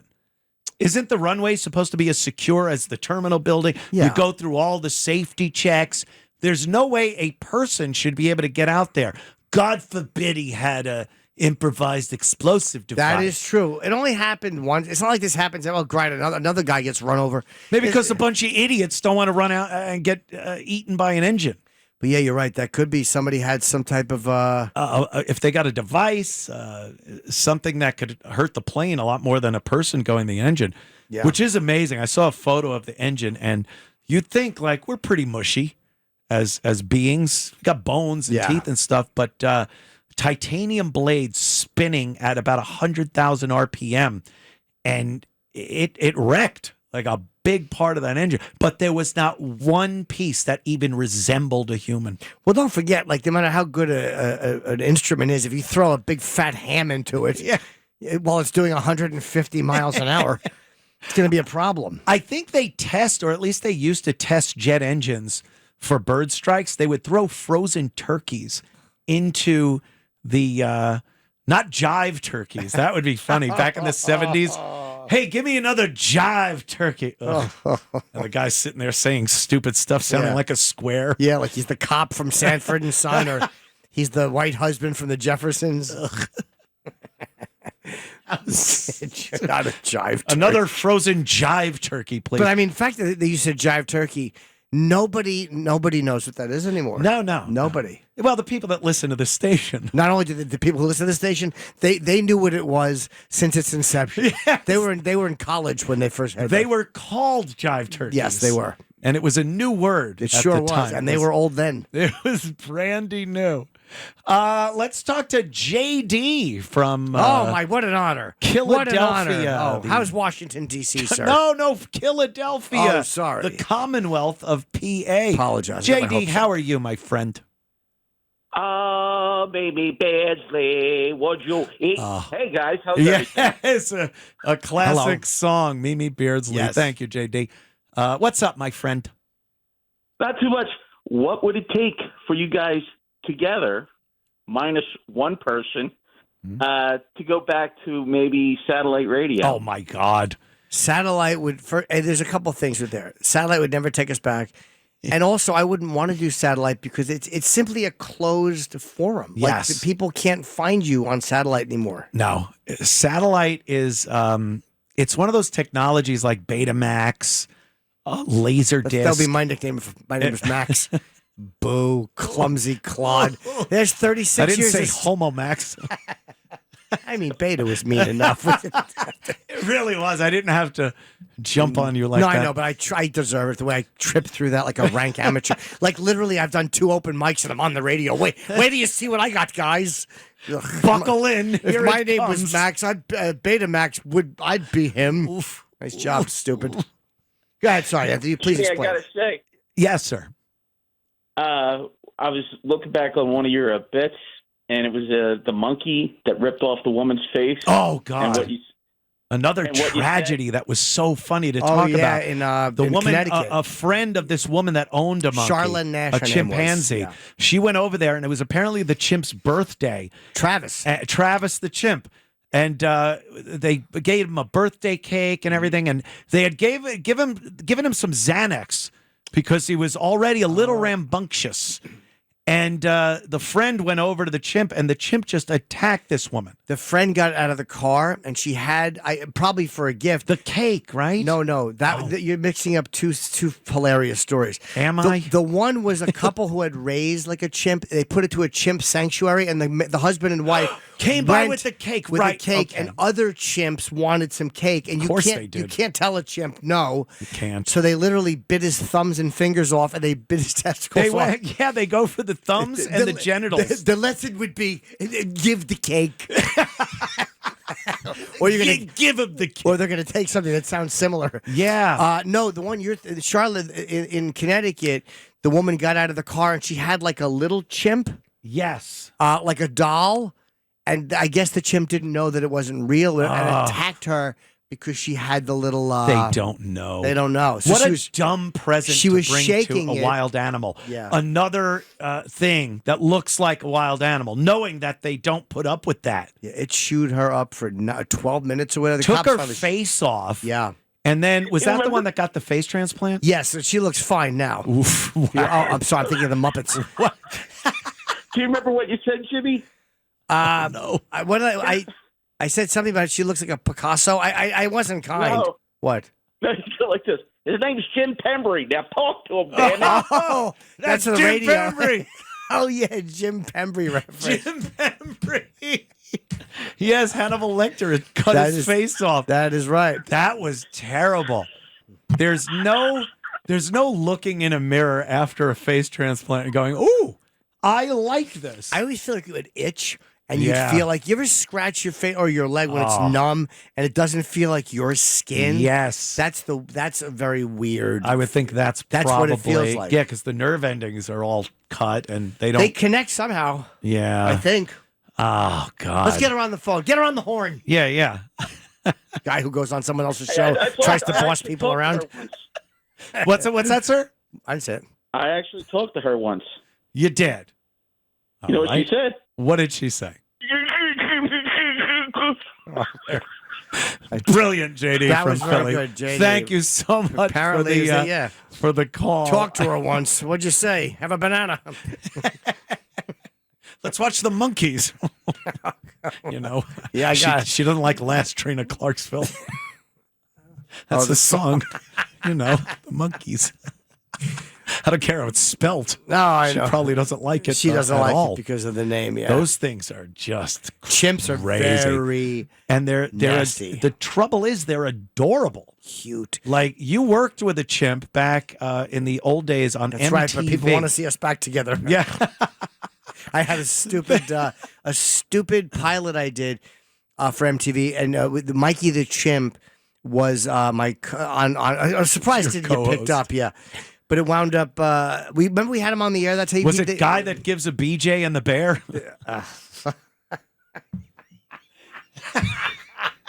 to a bear. Hey, thanks, little fella.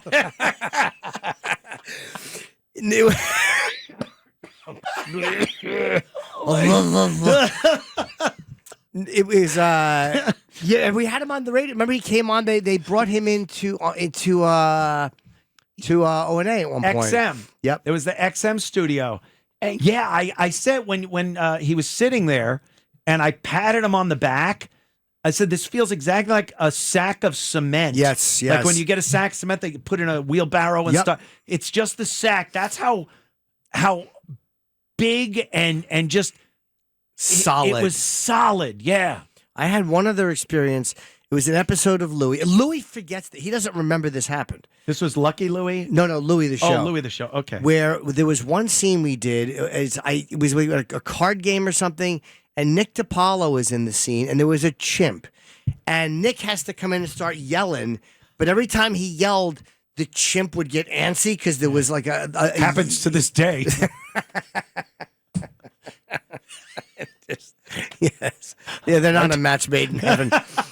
So they had a hard time training the chimp to do, and they tried to use the trainer in the scene. Oh, wow. But he couldn't act at all. So they wound up getting rid of the chimp scene totally. Should have gotten rid of DiPaolo. I know the chimp was Rather so see cute. the chimp.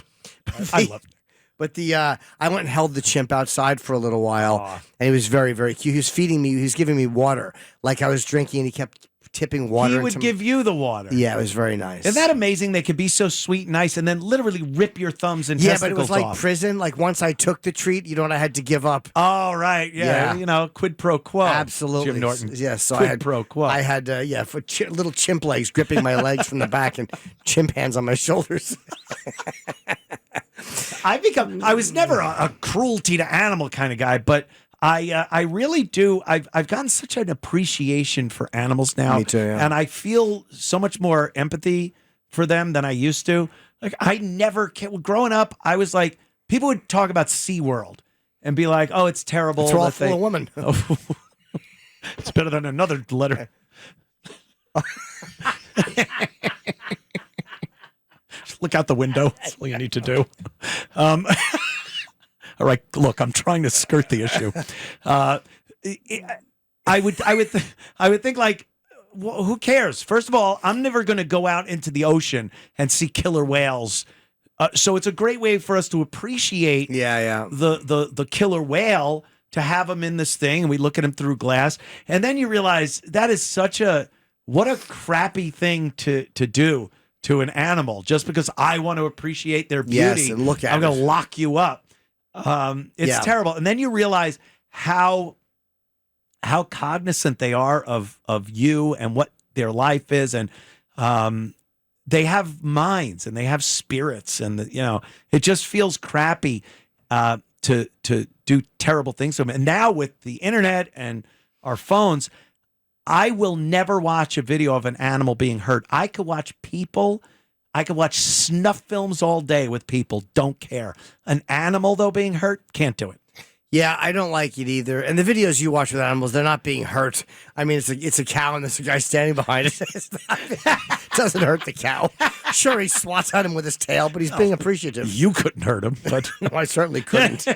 Well, I might. And I see. I almost did something that also would have gotten you. Ooh. Yeah, it was very, Right. very, very fresh. isn't it terrible? You gotta watch what you say here on these But the public airwaves. I just ate two. This is what a fraud I am. We were just out to dinner, me and Anthony, and I had crab cocktail. But I've been really trying not to eat crab because I hate that they cook them alive. Oh yeah, Because there's a woman on Instagram who has like a pet crab, and like she puts a little dumb hat on it. But, Oh, like, no. She scratches his little shell. Does he and understand? And is he like He feels receptive? it. Yes, and trusts her. Like when you watch I can't eat octopus anymore because they're very smart and they're good pets. And like they open up jars to get their food. Like they're really smart animals. Help you out. They help you out. Yeah, I'll open that up. Yeah. At some point, they got to go back to the ocean, though. If they're in your house opening jars, you've taken them too far away from their natural habitat. Well, you put the jar in just to show how smart he is. But it makes me not order octopus anymore. I can't eat him anymore. I know people with severe brain damage that can open a jar. So how smart are they really? I suppose that's a really great, heartless way to look at it. It really is. I understand what you're saying. It's a And- smart animal to know its food is in there and open it. Like a lot of animals could do it. That's Good luck another getting a thing. cow to do that. Yeah, Nice cow can do it. hooves. But here's another thing. You talk about friggin' cow. I've seen people play violins in front of a pasture of cows, and the cows walk up and they seem to be getting emotional from the music. And you're like, well, that's it. I guess steak is out of the question. I know, a bunch of cows going, hey, look at this guy shredding. Oof. Think they do that? Oh, God, please. Oh, I was hoping a break was coming up. Oh, you and me both. Both looking at that clock. Only 11 more to go. So then the cows, I didn't know what to say. I've watched cows watch a guy play violin. I have seen those videos, too. And I think the internet and the access to so many videos and stuff is either it's propaganda, which I don't think it is because there's just a lot of rando videos, but the idea that they have such feelings and they're independent spirits and stuff, it pretty much ends when they start licking their dirty parts. That's when I go, all right, you're a steak. You're an idiot. See, I'm just the opposite. That's where I really bond with them. I'm like, you lucky dog. They'd be eating you if that was the case. Licking dirty parts. That's not very nice. Jimmy does. But the internet has turned me on to it because I literally want to go to Yulin, China now because they have that amazing dog festival where they honor the dog meat festival where they honor puppies and dogs. Oh my God, I can't believe you. It's just the worst people on earth. It's so bad. They cook the dogs alive because their meat is more tender. It's just terrible. It really is. And then if you think about it, you go, well, what's the difference? And it goes back to, I think the cute factor is brought up all the time. It's like, but cows are kind of cute. They are. They're nice. They're kind of cute. By the way, in India, you do see them on the highway sitting in the left lane and people just go around them. They have that. It's like it really is. We were in Bangalore walking on the sidewalk and there's just a cow in the middle of the city on the sidewalk. For some reason, they've made cows like this deity. It's got something to do with reincarnation. Is it? I think so. They think that it's a relative it could or be something. A relative, maybe, yeah. Something. There's a balance in this country with cuteness and deliciousness. Thank you. You're both, Jimmy. Cut it out. And because cows can be cute. They're filthy. If you look at them in a pasture, they crap on themselves. They're matted up with spit and snot. But they're so delicious. They are. That you're compelled. I don't think an otter is delicious because no one ever kills an otter to eat it, and that's the stereotypical cutest animal ever. I know, but they're so shiny. Every time I see an otter, I want to slap it. What a smack it would make, right? It's kind of a wet skin with all the hair slicked back. Oh, that snap it would make. I literally can't see an otter without wanting to cock back and slap it in the face.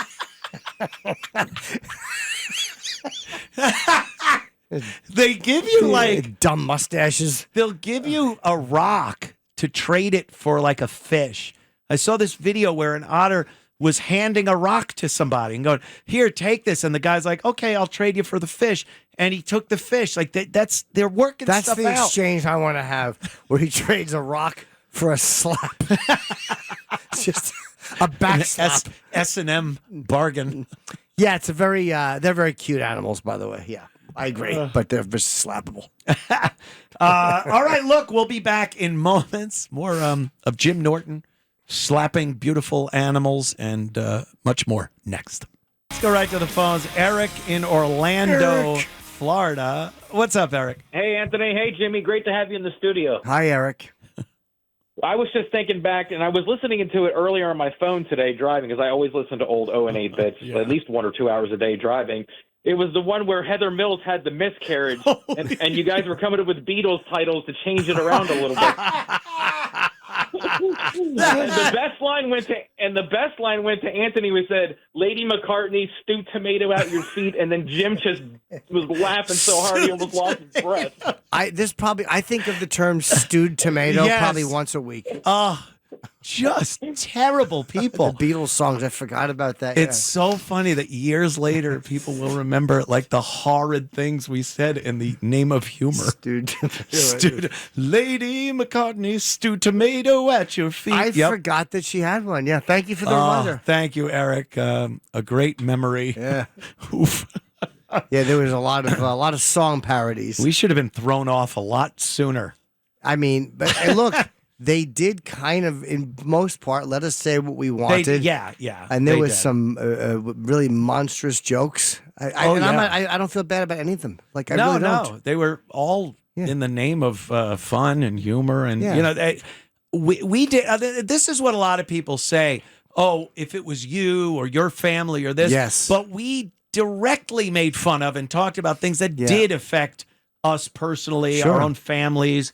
And, you know, if it's funny, it's funny. And I know the audience, the O&A audience, liked the morbid kind of Gallows humor that that we were doing. And at it the is time. funnier when it's someone else. Yes. It is. We know that. Yeah. But you can't look at life like that all the time. Every time there's a movie about it, we're not going to make movies about the Titanic because people are really cold in the water. People were very freezing colds. They hit Did you the ever propeller. see that movie? Oh, no. What are you talking about? Did you ever see Titanic? You know, it didn't sink. It was the sister ship, the Titanic. All the people, because of the banks, the people on board. I am so done with conspiracy theories.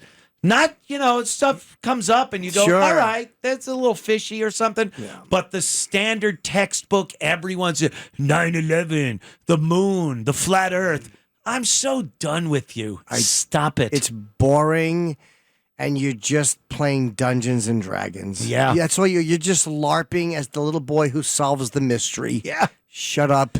It's a lot more exciting. Life is so much more exciting if there is this conspiratorial upper echelon of government or the Illuminati, and they're trying to fool everyone, but you figured it out. You're the guy that finally is cracking the case. It's exciting. It makes you feel important. I know. You're not. You're not the guy. Here's what you are.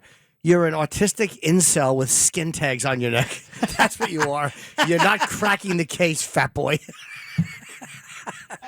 Cracking a bag of Doritos. Exactly, on a floor.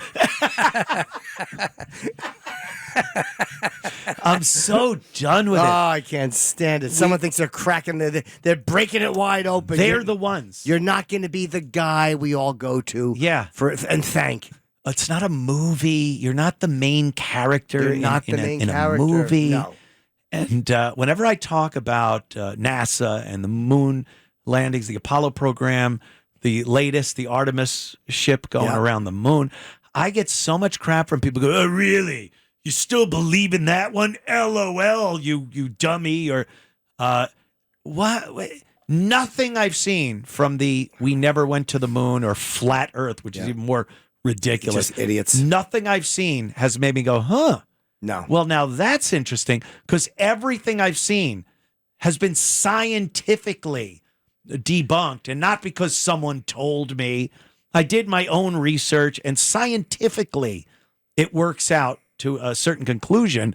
And I've never seen anything scientific about the conspiratorial side. Do you understand that if the Earth was flat, every ship captain and every pilot on Earth would have to be in on it? And they are.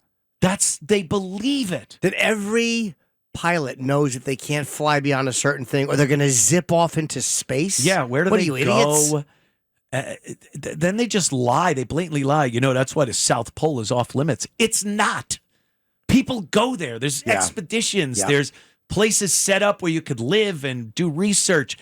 And the moon thing is ridiculous because you think Apollo 11, they finally get to the moon.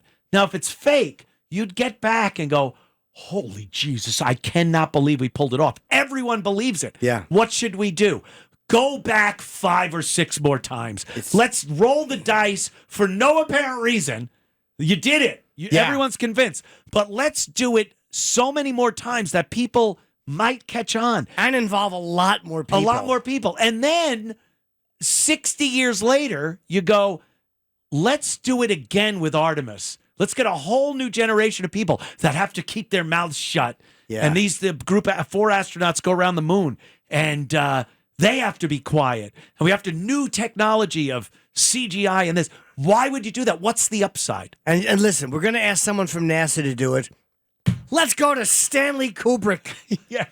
Let's go to Kubrick, one of the biggest directors on earth. He'll keep his mouth shut. He'll keep his mouth shut, and we might not recognize his directing style. Absolutely. How many Kubrick movies have come out before that have a Kubrick look, a directing style, and you're going to use someone with such a unique style to do something to fool everyone that it isn't The first happening? words, your son is attempting to bring an outside astronaut into this situation. Yeah. They honestly, it doesn't make sense. None it of it doesn't makes work sense. out. I'm not just doing it as a gatekeeper. I'm saying it because science tells me this actually If you happened. use the term gatekeeper out there, just know this: you're stupid. It's an annoying Unless you're term. literally a gatekeeper. Exactly. Unless you work with Like gates. keeping a gate. Yeah, maybe you work with Bill. Go ahead. That's your show. It's Jim Norton sitting in with us this Sunday, which is Yes. quite the treat, quite the pleasure. Oh, good. Had great dinner, Jimmy. Sitting Very there tasty, laughing yes. with Jim, having a nice dinner together at a fine restaurant. And always thank you. You treated. It was very nice. Oh, it's all tax deductible. I know. We talked about that. We said, hey, this is a big write-off. I signed it as a write-off. I don't even know. I'm the worst with business expenses. Do you know my contract for here actually says that I can be reimbursed, or I am reimbursed for travel here, for the hotel, Yes. for food, for everything every month, because I come up about once a month to do the show from the studio. I maybe put in 2 since the time I started. Why? Because I'm a lazy idiot, Jimmy. I'm stupid. I could just fill it out. Yep. I'm like, well, how do you do it? Where's the request form for reimbursement? It's not hard. Oh, it's terrible. It's very That's what girls easy. tell me all the time. Yes, it's not hard and it's terrible.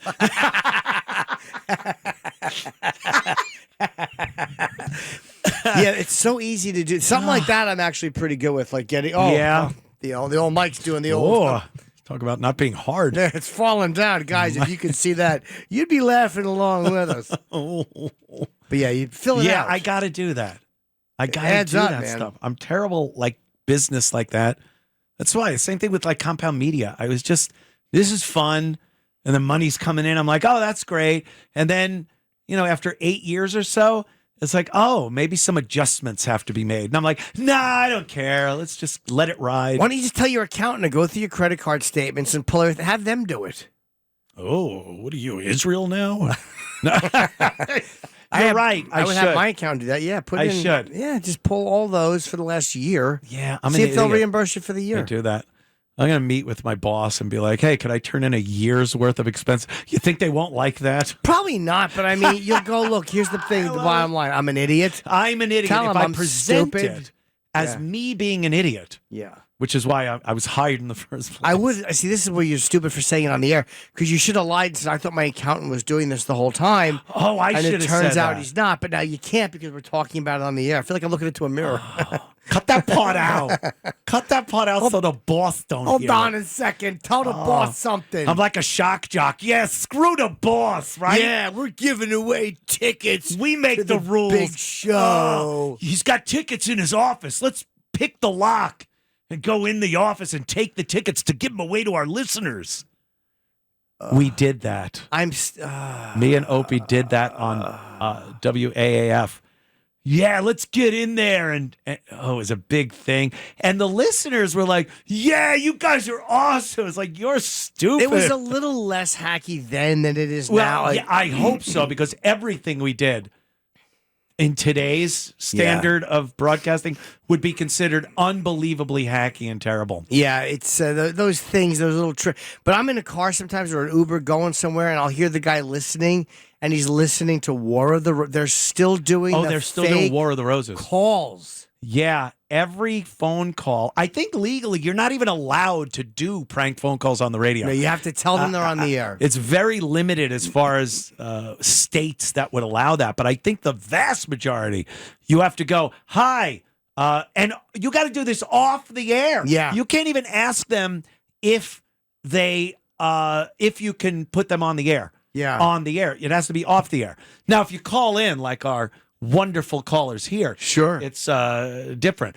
But so that's why all those old radio gags. War of the Roses. He sent the roses to his girlfriend instead of his wife. We have his wife on the phone. Oh my God, she's mad. Why did you do that? Oh, honey. They think everyone's an Academy Award-winning actor. No, it's like too. me at an audition. I'm the husband. The hands. Oh, my. At least you don't have to know what to do with your hands in the radio. It's not that bad. No, I know, but if the camera's on me, they're always just kind of up here hanging. Every movie I watch you, and sometimes things will pop up, and you're in it, and I always am just fixated on your hands. Yeah. I'm like, what did he decide? What was his decision as an actor to do with his hands? Or did it just kind of happen with the main character, where the hands just did what they were supposed to do? That's brilliance right there. You ever watch really amazing actors at one of those actor studio type things? The interviews? And they're talking to a student in the audience about something, a choice they made. I like that. The choice I made. Yes. And it's just brilliant, and it looks great. I saw an actor. What the hell is his name? Who's that English actor? Steve Coogan? No. Michael Caine. Michael Caine. And he was doing something, showing how eye contact and where the camera is. And it was like, oh, my God. How the hell does he even know to do this? And it looks, you could tell what he meant. You could see it. He said, if you want to appear more ominous, don't blink. He goes, when you look someone in the eye and raise your head, don't do that. He goes, look at their eye first and then raise your head. Yeah. It was just a really interesting adjustment. And pick one eye. Don't go back and forth between the two eyes. That's right, one eye. And don't blink. And he did the example of both of those. And it was stunning how amazing it was. That's why I haven't been able to look ominous, because I always like to put my head in a semicircle and I go, it's good radio bit. You bulge your eyes out real wide. Yeah. And then it's good too if you go, huh? Evil. I'm writing a movie about a serial killer. Oh, Jesus. No, you're not. By the way, that will give away the bad writing. There's nothing that wrecks a show for me or a movie more than when they have cops talking. And it's like, the cops should always the cop will walk in and go, the killer would never do that. Oh. Cops never say No. the killer. Yeah. Colin was so great at parodying that on the cop show thing they did. Because all the cops did talk like that. Yeah. That was such a great parody of cops. You were so good in that too. I did a couple of that. But I found that Colin at times thought that my appearance was fodder for mockery. Yes. Like when I had to play an owl. Or when he said that my face represented toxic waste. How is Mr. Quinn? He died this morning. Oh, that's tragic. So good. I didn't even see that. No, he's doing great. I saw Colin Friday night at the Comedy Cellar. Oh, you did? We were giving each other the business. Yeah, you guys do give each other the business From the stage, a lot. though. Like, From the stage? I was saying things that he had called me. I sometimes will tell people Colin because he's not a nice person. Like an owl? No, he called me. He said I look like a human cashew, which bothered me. There's a couple of other unkind. Is that an insult? Yes, it he is. meant it as one. Of course it is. And then he went on after me and he said I look like a garlic nut. a human garlic nut. That is a good one. Yeah, so it was very fun. So yeah, I just saw Carl Friday. He's doing great. Didn't he call Bob Kelly? Bob looks like a souvenir you pick up at the Beijing airport. A last-minute gift in the Beijing airport. And he also had a very funny line on Stern Roast. They were, I guess, he said about Boy Gary. Yeah. He said, you're either a very ugly man or a very handsome fish. and of course, I have been dubbed, and to this day, people still call me a back alley Tunisian knife fighter. A perfect description. Kurt Metzger, he said, looked like a Bosnian war criminal. And he does. He does. He's very, very good at that. Yeah, I do miss a lot of those guys. I just don't. Of course, being in South Carolina, Then when I got kind of banned from the Comedy Cellar, that was I forgot about terrible. That. I forgot about. I gotta go. I was. I totally forgot about that. I actually, I was told to go on hiatus from the Cellar, which is pretty much being banned, but it has this little glimmer of I can come back. Noam was like, yeah, because I think I had so many comics in there that had problem with me, and he doesn't like when the comics are uncomfortable there. But he didn't really take into consideration why I had problems with some of the comics, whatever it might have been. I think the Bill Burr and then the Club Soda Kenny thing was. I mean, the I would say it doesn't help. It doesn't. It doesn't help a situation. It doesn't help. But I always enjoyed going there and sitting down for the chicken skewers and rice with my friend Jimmy. Yeah. And did you see the clip of the women, the vegans that went in there and got kicked out? No, I don't think it was the Cellar. I think it was this other around the corner. Mamoons, Big Black Pussycat. What is Fat Black Pussycat? I do my hour there every Wednesday. Oh, okay. It's a little lounge, and they have. Do they have? They don't have really a lot of food there. Little wings and stuff. It had nothing to do with food. The comic was making a vegan joke. Oh. And he said vegans were losers. What babies? And these girls started booing him.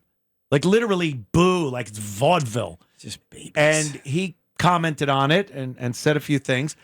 And they were kicked out. Like the Cellar and those clubs, they don't put up with They throw you out that. immediately. You get thrown out. It's not one of these clubs where, oh, what a great back and forth between the guy and the crowd. They will throw you out. Yeah. There's plenty of people that want that seat. So they got kicked out, and then they're recording themselves in front of the Cellar going, can't believe they kicked us out. We didn't do anything. And then the comic put a video up of him doing and you hear them, boo. And he goes, this is the third time I've told you to be quiet. Shut up. Yep. They never think they're doing anything wrong. No, I was just laughing. No, you weren't. No one gets thrown out. If you don't get thrown out of a funeral for laughing, you're not going to get thrown out of a comedy club. They think it's like a movie or a TV show where the heckler is quick-witted, and it's a good repertoire or rapport between the comic and the heckler, and everyone loves it. And no, you're interrupting his show. This is what he's doing, and you're effing it up. Here's the rule of thumb. If you sneeze while I'm on, I hate your guts. Do you know, I was closing my show. This happened to me a couple of times where I was closing the show. One time a guy had a seizure. I was at the Stress Factory in Connecticut. And there's a Bridgeport, Connecticut room. I'm literally in my closing bit, and he falls on the floor and has a seizure. So now I kind of have to just talk people through this as we wait for paramedics. Oh, my God. I have God. to pretend that I'm concerned and not annoyed that he messed up my last bit.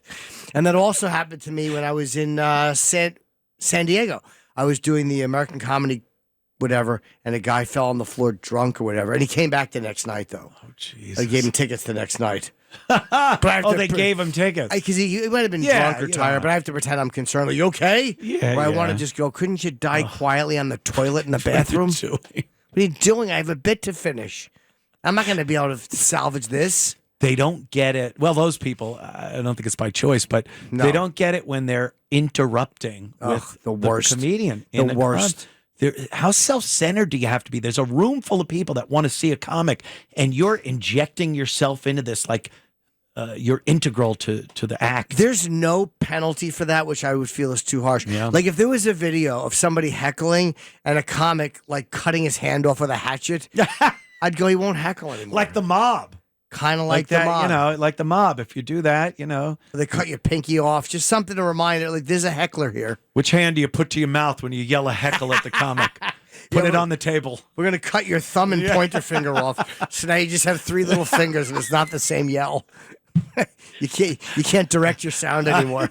I would like to see that. I would too. All right, people. Back in a flash. The Anthony Cumia Show. Thank you for popping in. Yes. Yeah, we do appreciate it. You sure do. Earlier, I was talking about Seth Rogen. Yes. Oh, and, yeah. And kind of talking about, I remember him being very standoffish in the one interview I remember with him. I don't know. I don't remember why that. or what it was. And I even said, look, I understand sometimes these guys have to promote these movies and they do 20 of these and they're just carted around and whatever. But, it's our job to kind of make it entertaining, and you have a part in this as the guest. So I kind of get that. But I saw him as a little standoff. But that isn't even what my point was. My point is I talked about him on my internet show, and the video was clipped, and it's put out, and it's me pretty much crapping all over Seth Rogen. But it's only because of the weed thing. I don't know what you think you mean. He's big on weed. Yeah. And I get that. Whatever. You smoke weed, people drink, they do whatever it is. But it's his dedication and part of his persona is weed. And at 44, I don't know. I don't find that wow, that's cool. In your 20s. Sure. Well, we all dedicate ourselves to interesting things. Some people dedicate themselves to weed, and other people dedicate themselves to seeking out videos which make them angry. I guess we all have our cross to bear. I wish I knew who you were talking about. Yes, yours just you want to bear and then burn on a lawn. No, I don't even know. I guess he is, but I haven't really. It hasn't hit my radar that much. Yeah, I know he smokes pot. He smokes so much Here's pot. how I know he smokes pot. I did a movie. Kevin Smith brought me to Pittsburgh years ago to do a very small couple lines in Zach and Miri Make a Porno. Right.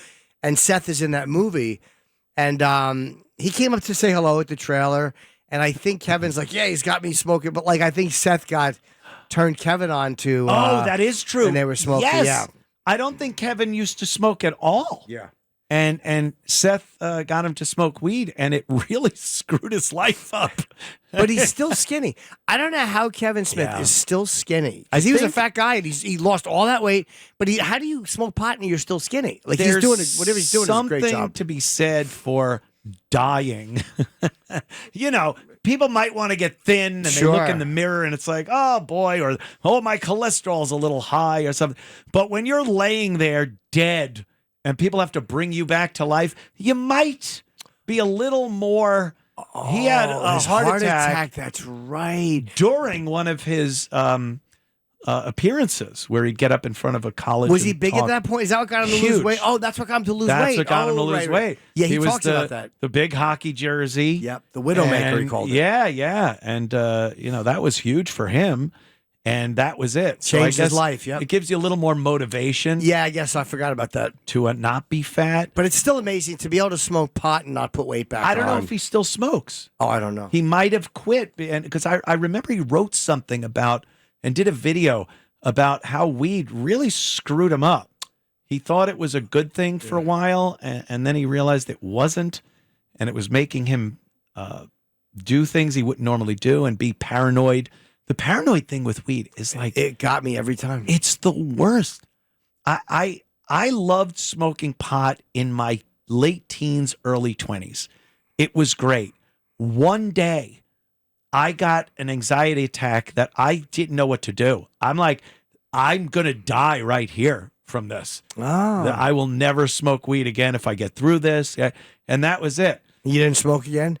No. Aren't you curious about edibles and stuff? If I could do them, I would. Yeah, but I don't think it's the smoke doing anything different than an edible would do. It's Right. THC going into your system. And I don't care. No, the sativa is a much more mellow. It's a mellower high. Shut up. I'm going to be sitting there all paranoid. Exactly. Quiet, you junkie punk. Sure. Marijuana's fun at first. Then you're staring at a baby in the oven because you thought it was a roast. Something like that happened in remember that. Dragnet. Yeah, Oh, that's- Dragnet. Really? They walked in. It was a babysitter. She was a hippie girl, and she was smoking weed. And then they said, check on the baby. They go upstairs, and the cop comes down with a chicken. He goes, this was in the thing. Where's the baby? And then they turn the camera to the stove. She put the baby in the stove because she smoked the doobie. But then they should have done one more scene where they're all enjoying a nice dinner with a pile of mashed potatoes. Sergeant Friday's got the napkin tied around his neck. I was fork and a knife in both hands. The Like mother's a kid. screaming in the corner. There's a rattle in the microwave. Give me another leg. Little tootsie on the end. These little piggies may have gone to market, but I'll tell you, they're delicious. Yeah. Hey, I'm going to eat a little bit of soup out of that little soft spot. A baby in the oven. Look, I got a wing. That is terrible. Yeah. Dragnet, yeah. The drama yeah. of what marijuana would do. Marijuana. But the point I was making about Seth Rogen was and I think he's got pot products, which I almost give him a pass on. Yeah. Because he's selling something. Sure. But in your 20s, weed is fun. It's cool. It's what you do. And again, I probably sound like the old guy shaking my fist. At 44, I think once you hit 30, you could smoke as much weed as you want. But if you're making it part of your persona, you might as well make doing shots. You know, oh, look, I do. Because he goes, I can roll a lot of joints a day. It's like, might as well say, I do a lot of shots every day. It's great. I invented this shot tray. And booze fits here and stuff. Like, what's the difference? You're using some kind of substance to not go through life without some type of buzz. Distraction, something to take you away from the present. Yeah. Yeah. So maybe he has an issue, and I really shouldn't be criticizing him. You're that basically much attacking a man for a possible addiction. for some type of addiction. And he is a fine comedic actor. I think he plays Seth Rogen in everything. A little bit, yeah, but he's still, Seth Rogen. You ever see the comeback? He doesn't know what to do with his hands. The comeback with Lisa Kudrow. Did you ever see that? Oh, no. I looked at your back once and I thought that. I know. And then you made one, but instead of, I can't say it. We're on the radio. Oh, jeepers. Well, let's just say tonsils were in it. Indeed.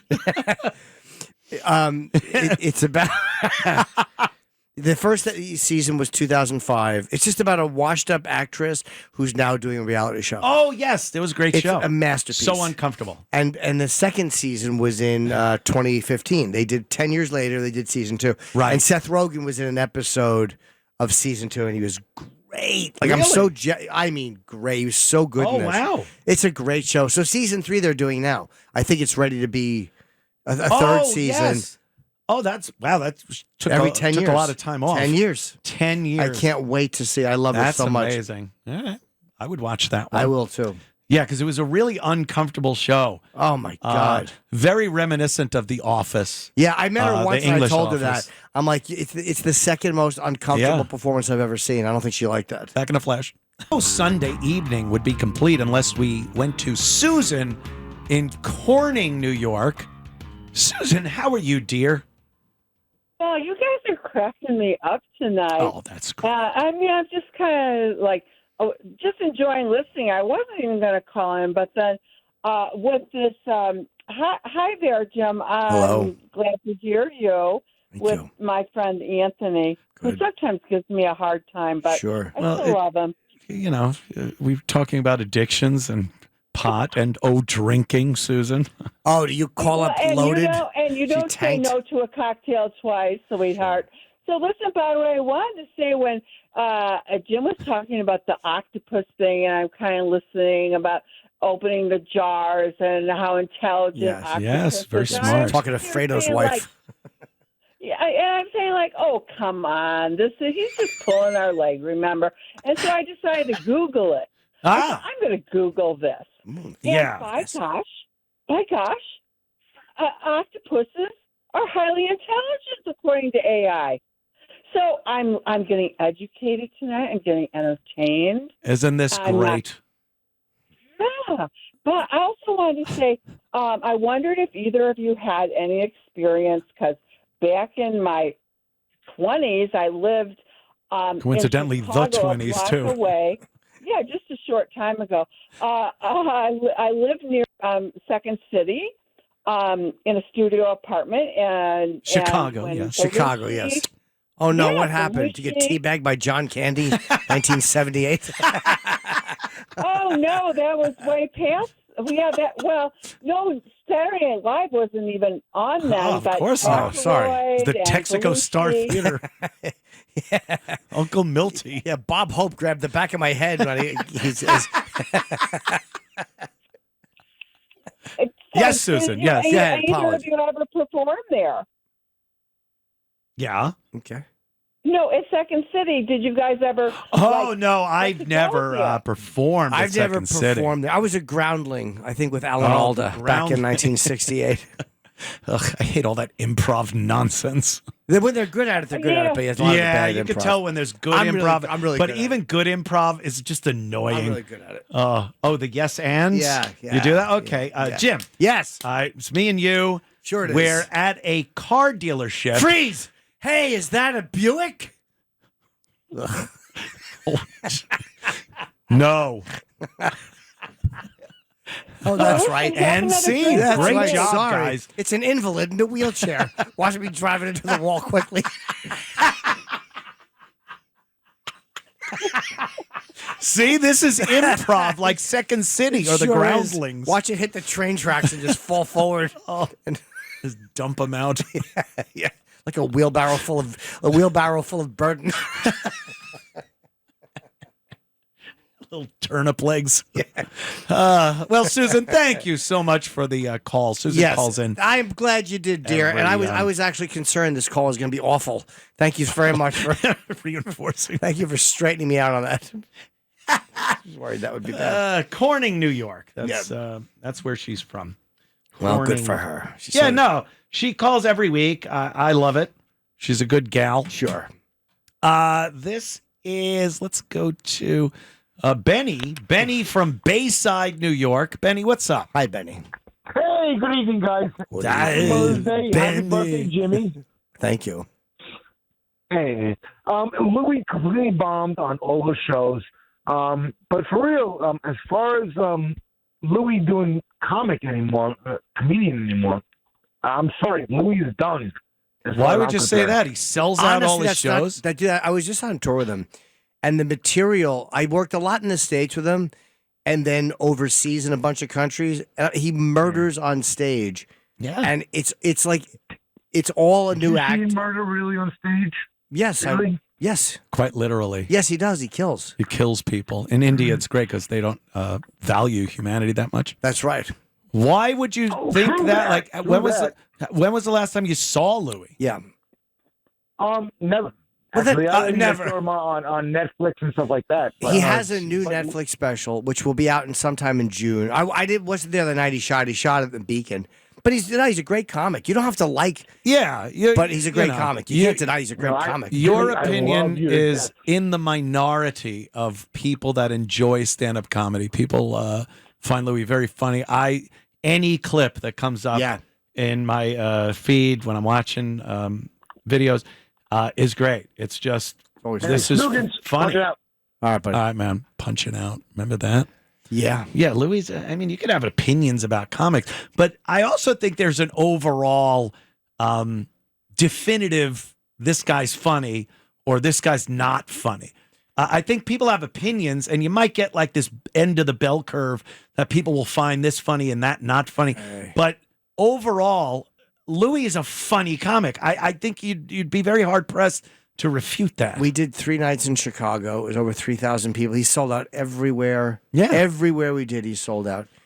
And I mean, just every show Did the he crowd was killing. leave just disappointed? Oh, and Lou, how could you angry? say that? His jokes were very tasteless.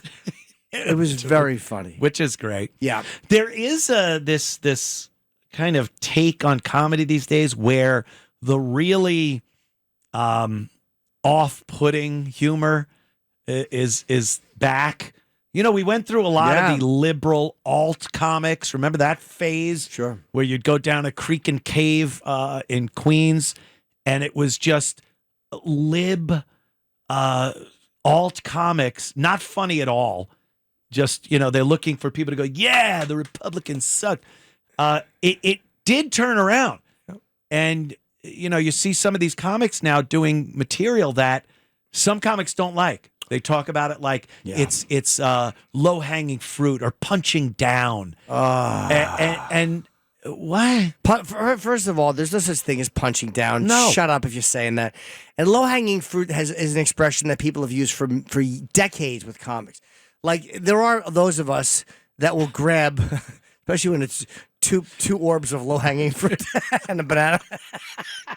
So Jimmy calls testicles in the heat. Well, yeah. Low. That's Okay, what I was, we that's get what I was it. saying. Thank you. And the banana part. I was working it in my head while you were talking, so I wasn't listening. I said 2 pieces of fruit and a banana. Like, So the fruit and No, the banana and the two. two. Okay. it was a bit wordy. A little wordy, but but- we get it. Yeah, like hackier jokes or easy jokes. Sure, we all get Yeah. called out on that. I mean, that's something that every comic has done since forever. But I mean, that's not a new thing where they're saying low. But yeah, there is a snootiness to certain comics, and there are certain young guys, and they're decent comics, but they're going around complaining about what everybody else is doing, and it's almost like you're not good enough to make that. You're allowed to make the call. You can, of course, you can say that. But just understand, you're not doing the important work you think you're doing. Oof. You're The not. important work. You're not doing important work. Stupid. Yeah. You're average. You're an average comic. Yeah. That's just my speech to myself every morning. Oh, you. When I wake up, as I sit on the toilet Yeah. for number one. Because like Shane Gillis, obviously, is one of Who's the he? comics. You never heard of him? He's pretty funny. Ah. I've seen him a couple of times.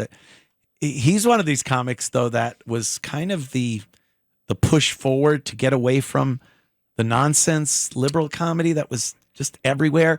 And he started, not that he's a hardcore right-wing Yeah, he's not comic, really political on stage. but it's funny. But some people were like, "Yeah, no, I don't enjoy that brand of humor." Yeah, I mean, that's always the way it's going to be. Anybody who's really successful. Yeah. But he was kind of the guy who they tried to They punish tried, him. right?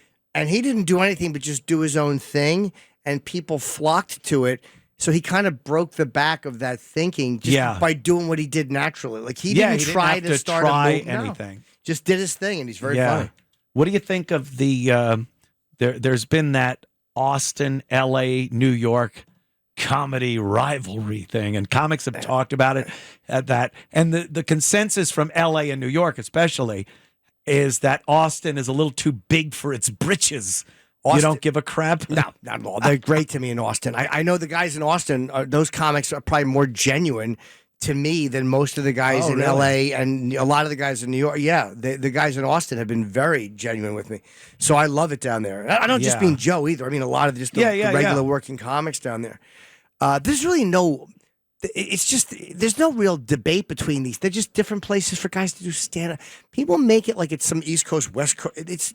There's nothing there. There had always been the East Coast, West Coast rivalry. Yes, but they say this, though. That a lot of the times in Austin, too, they are also hypersensitive on the right. Like, I think Adrian Appalucci said woke right. And there is a woke, just the opposite for people who are like, if you're violating this, it's tribal crap. Right. So they have it down there, too. They have it in L.A. They have it in New York. It's no different. The scene down there is great, though, and I think it's really good that all those comics are getting to go up. Whoever craps on that scene and says it shouldn't exist, you're a stupid elitist, and you're probably just happy you have your spot, and you don't care that other people get their spot. Yeah. Stop being so insecure, dummy. There's room for everybody. Who cares about the Austin scene? Don't go there if you don't like it. New York comics seem to be the ones that really go, well, anything but New York is second, LA is like that too, though. second rate. Yeah, that is true, and they're right. But I mean, LA does the same thing too. I was just out there, and I'm seeing people who I've asked to do my podcast, and I've been completely blown off. But when you see them, they're like, "Hey!" Well, we've always heard of the phoniness of LA, And New York does that too, by the way. and New York does do that. But New York is, I think, more willing to bust balls with each other, 100%, yeah. and not take it as personally. I think there's this thought that with the LA comics that they have to be kind of nice to everyone because you don't know where that next opportunity will come from. So you don't really want to bust balls on people, but it's part of comedy. It's in LA. They're so geared towards TV too. Like for at least all this, stuff, the whole business was in LA pretty much. So it's like you're working on your 7 minutes because for many years you'd get a deal and maybe get a show. Yeah, and in New York it's like, all right, I'm going to go have wings. Yeah, like, what is the end game for a New York comic? I mean, for some of us, it's go to Marshall's and get a belt, and finally call it a wrap. Carve "I was here" in a beam. Absolutely. I know that's what you were in getting a glory to. hole. We get it. Yeah.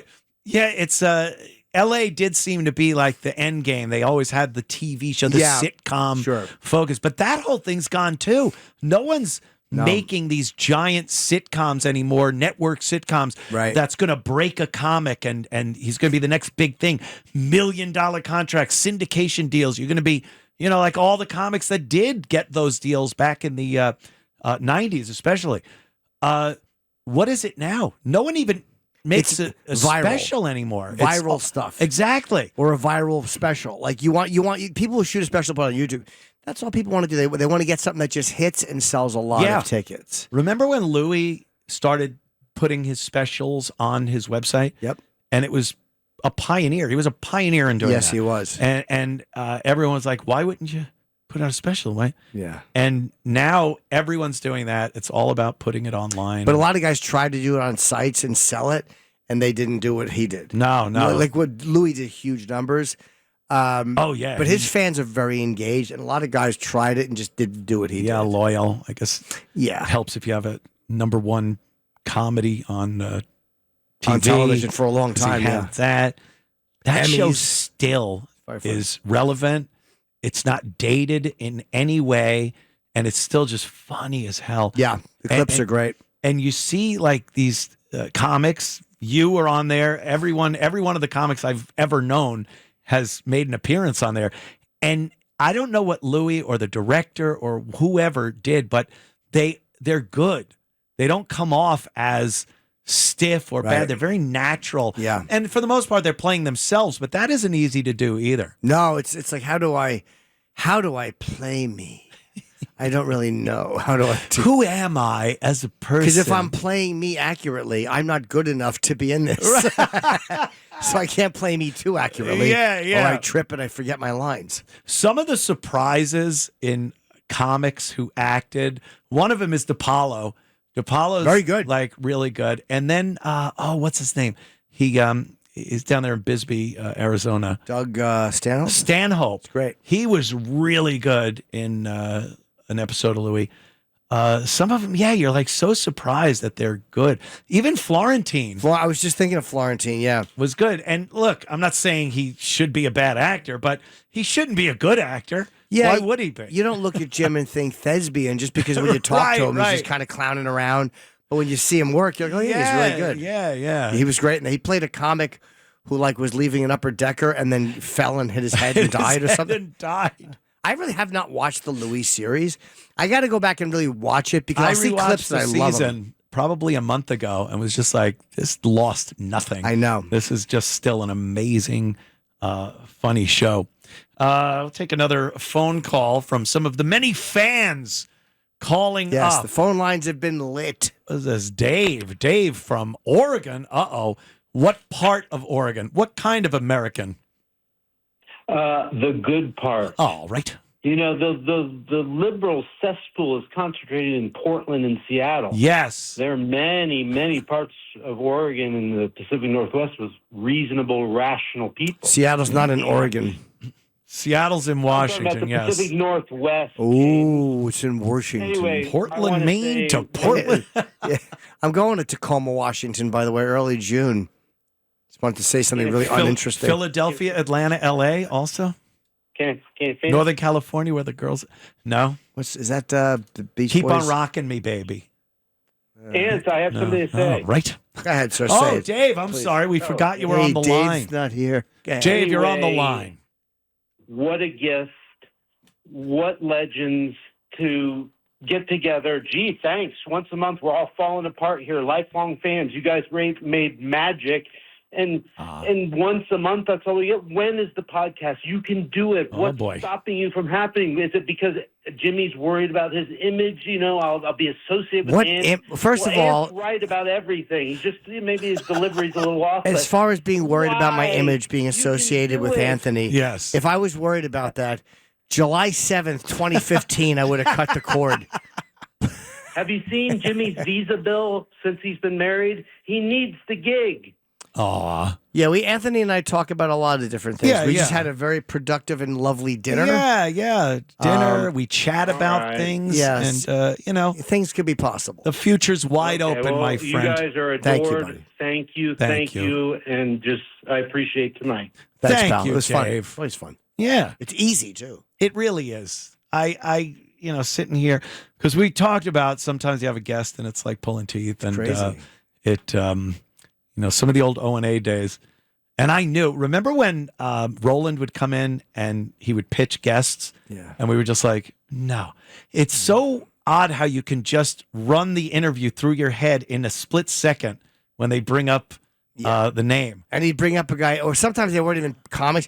He'd go like, "Hey, this guy Mike wants to come in. He wrote a book about reinstalling bumpers on old cars." Yeah. What are we gonna do with that? And we're sitting there, like I run it through my head, and I'm sitting there talking to a guy with the bumpers, and I'm like, I can't imagine that. But sometimes they'd sneak through, and a guest would come in, and you're like, oh God, did we say yes to that? And they're standing outside. And we said yes, We and you said can't get rid yes. of them. What do you? And sometimes we just said yes to get Roland out of the studio. Yes. And now it's the day they're And- here. Or he said, "Oh yeah, they had the same publicist." Right, and we were right. so dumb. Every time we fell for that. Yeah. They have Brad Pitt's publicist. So Yeah, if you it said take Brad him, would come you'll in. get Brad Pitt. We never got Brad Pitt. We never got. We're lucky we got them. We never got the person that was supposed to get us the big star. The big star. And It by was- the way, when the dud became a big star, eventually we never got them we back. never got them back. They never We came had to back. take another guy from the lower rungs. Another dud. But the guy did our show. But you got to take this guy. He's a bumper book. Oh, which we wanted to get a hooker. We had to. Got to take Barry and Barry.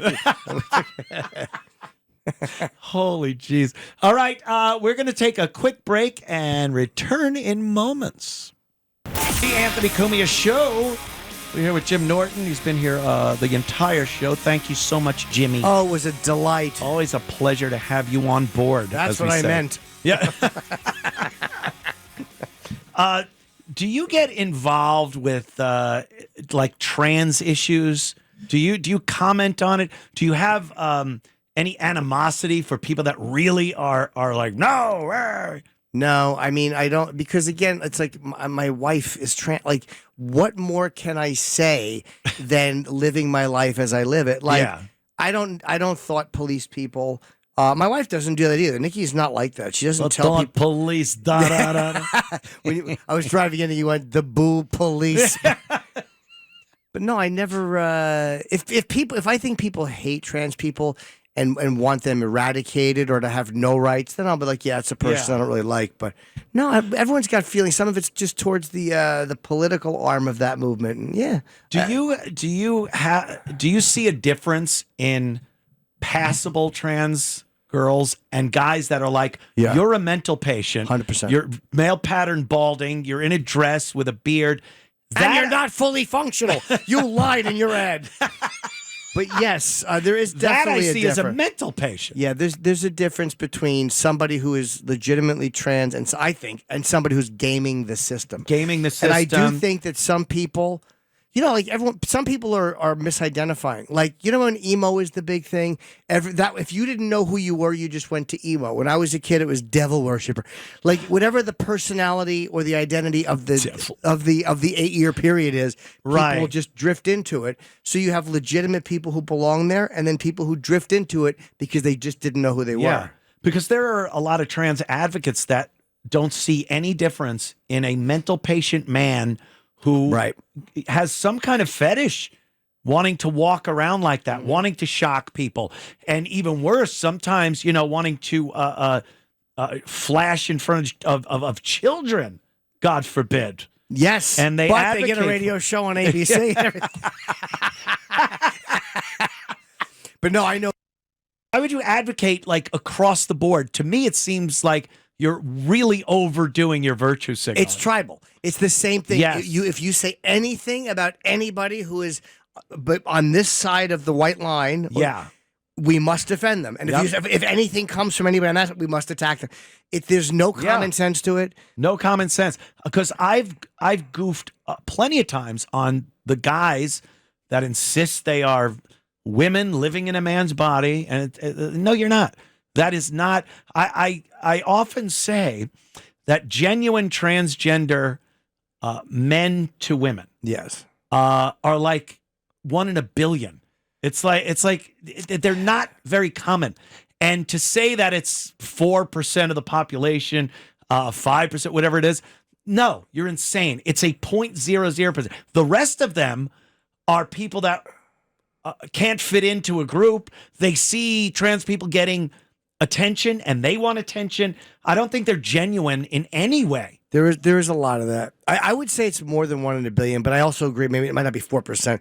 But I've known a lot in my line of living. You meet quite a few, and it's. I believe the genuine that they were actually transgender. But have I met some that I thought were fetishists or cross-dressers? Of course. But I've also met plenty that I'm like, nah, this person's legit, and I've known them for years. Yeah. And there are people I still talk to, and they're the same as they were years ago. But then you have those that just kind of slide in because they don't know where else to go. Yeah, and it's no one's job to tell them to get out, but it's also like, don't act like somebody who gets arrested for a hard drive violation and then just goes, oh, yeah, by the way, I'm a lady, and like in the middle of a trial. Stop it. You know what's going on there, so call it out. Yeah. Sometimes if you're driving and you kill somebody, you just become a woman. And Well, then they believe that the driving was actually, yeah, well. you didn't mean to do it. Have you, because I see some people, fans and stuff, and they like really jumped on you and give you crap about it.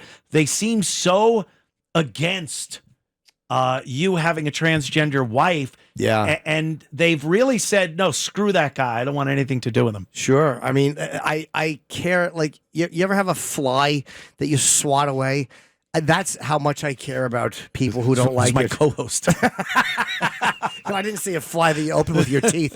An unfunny bug.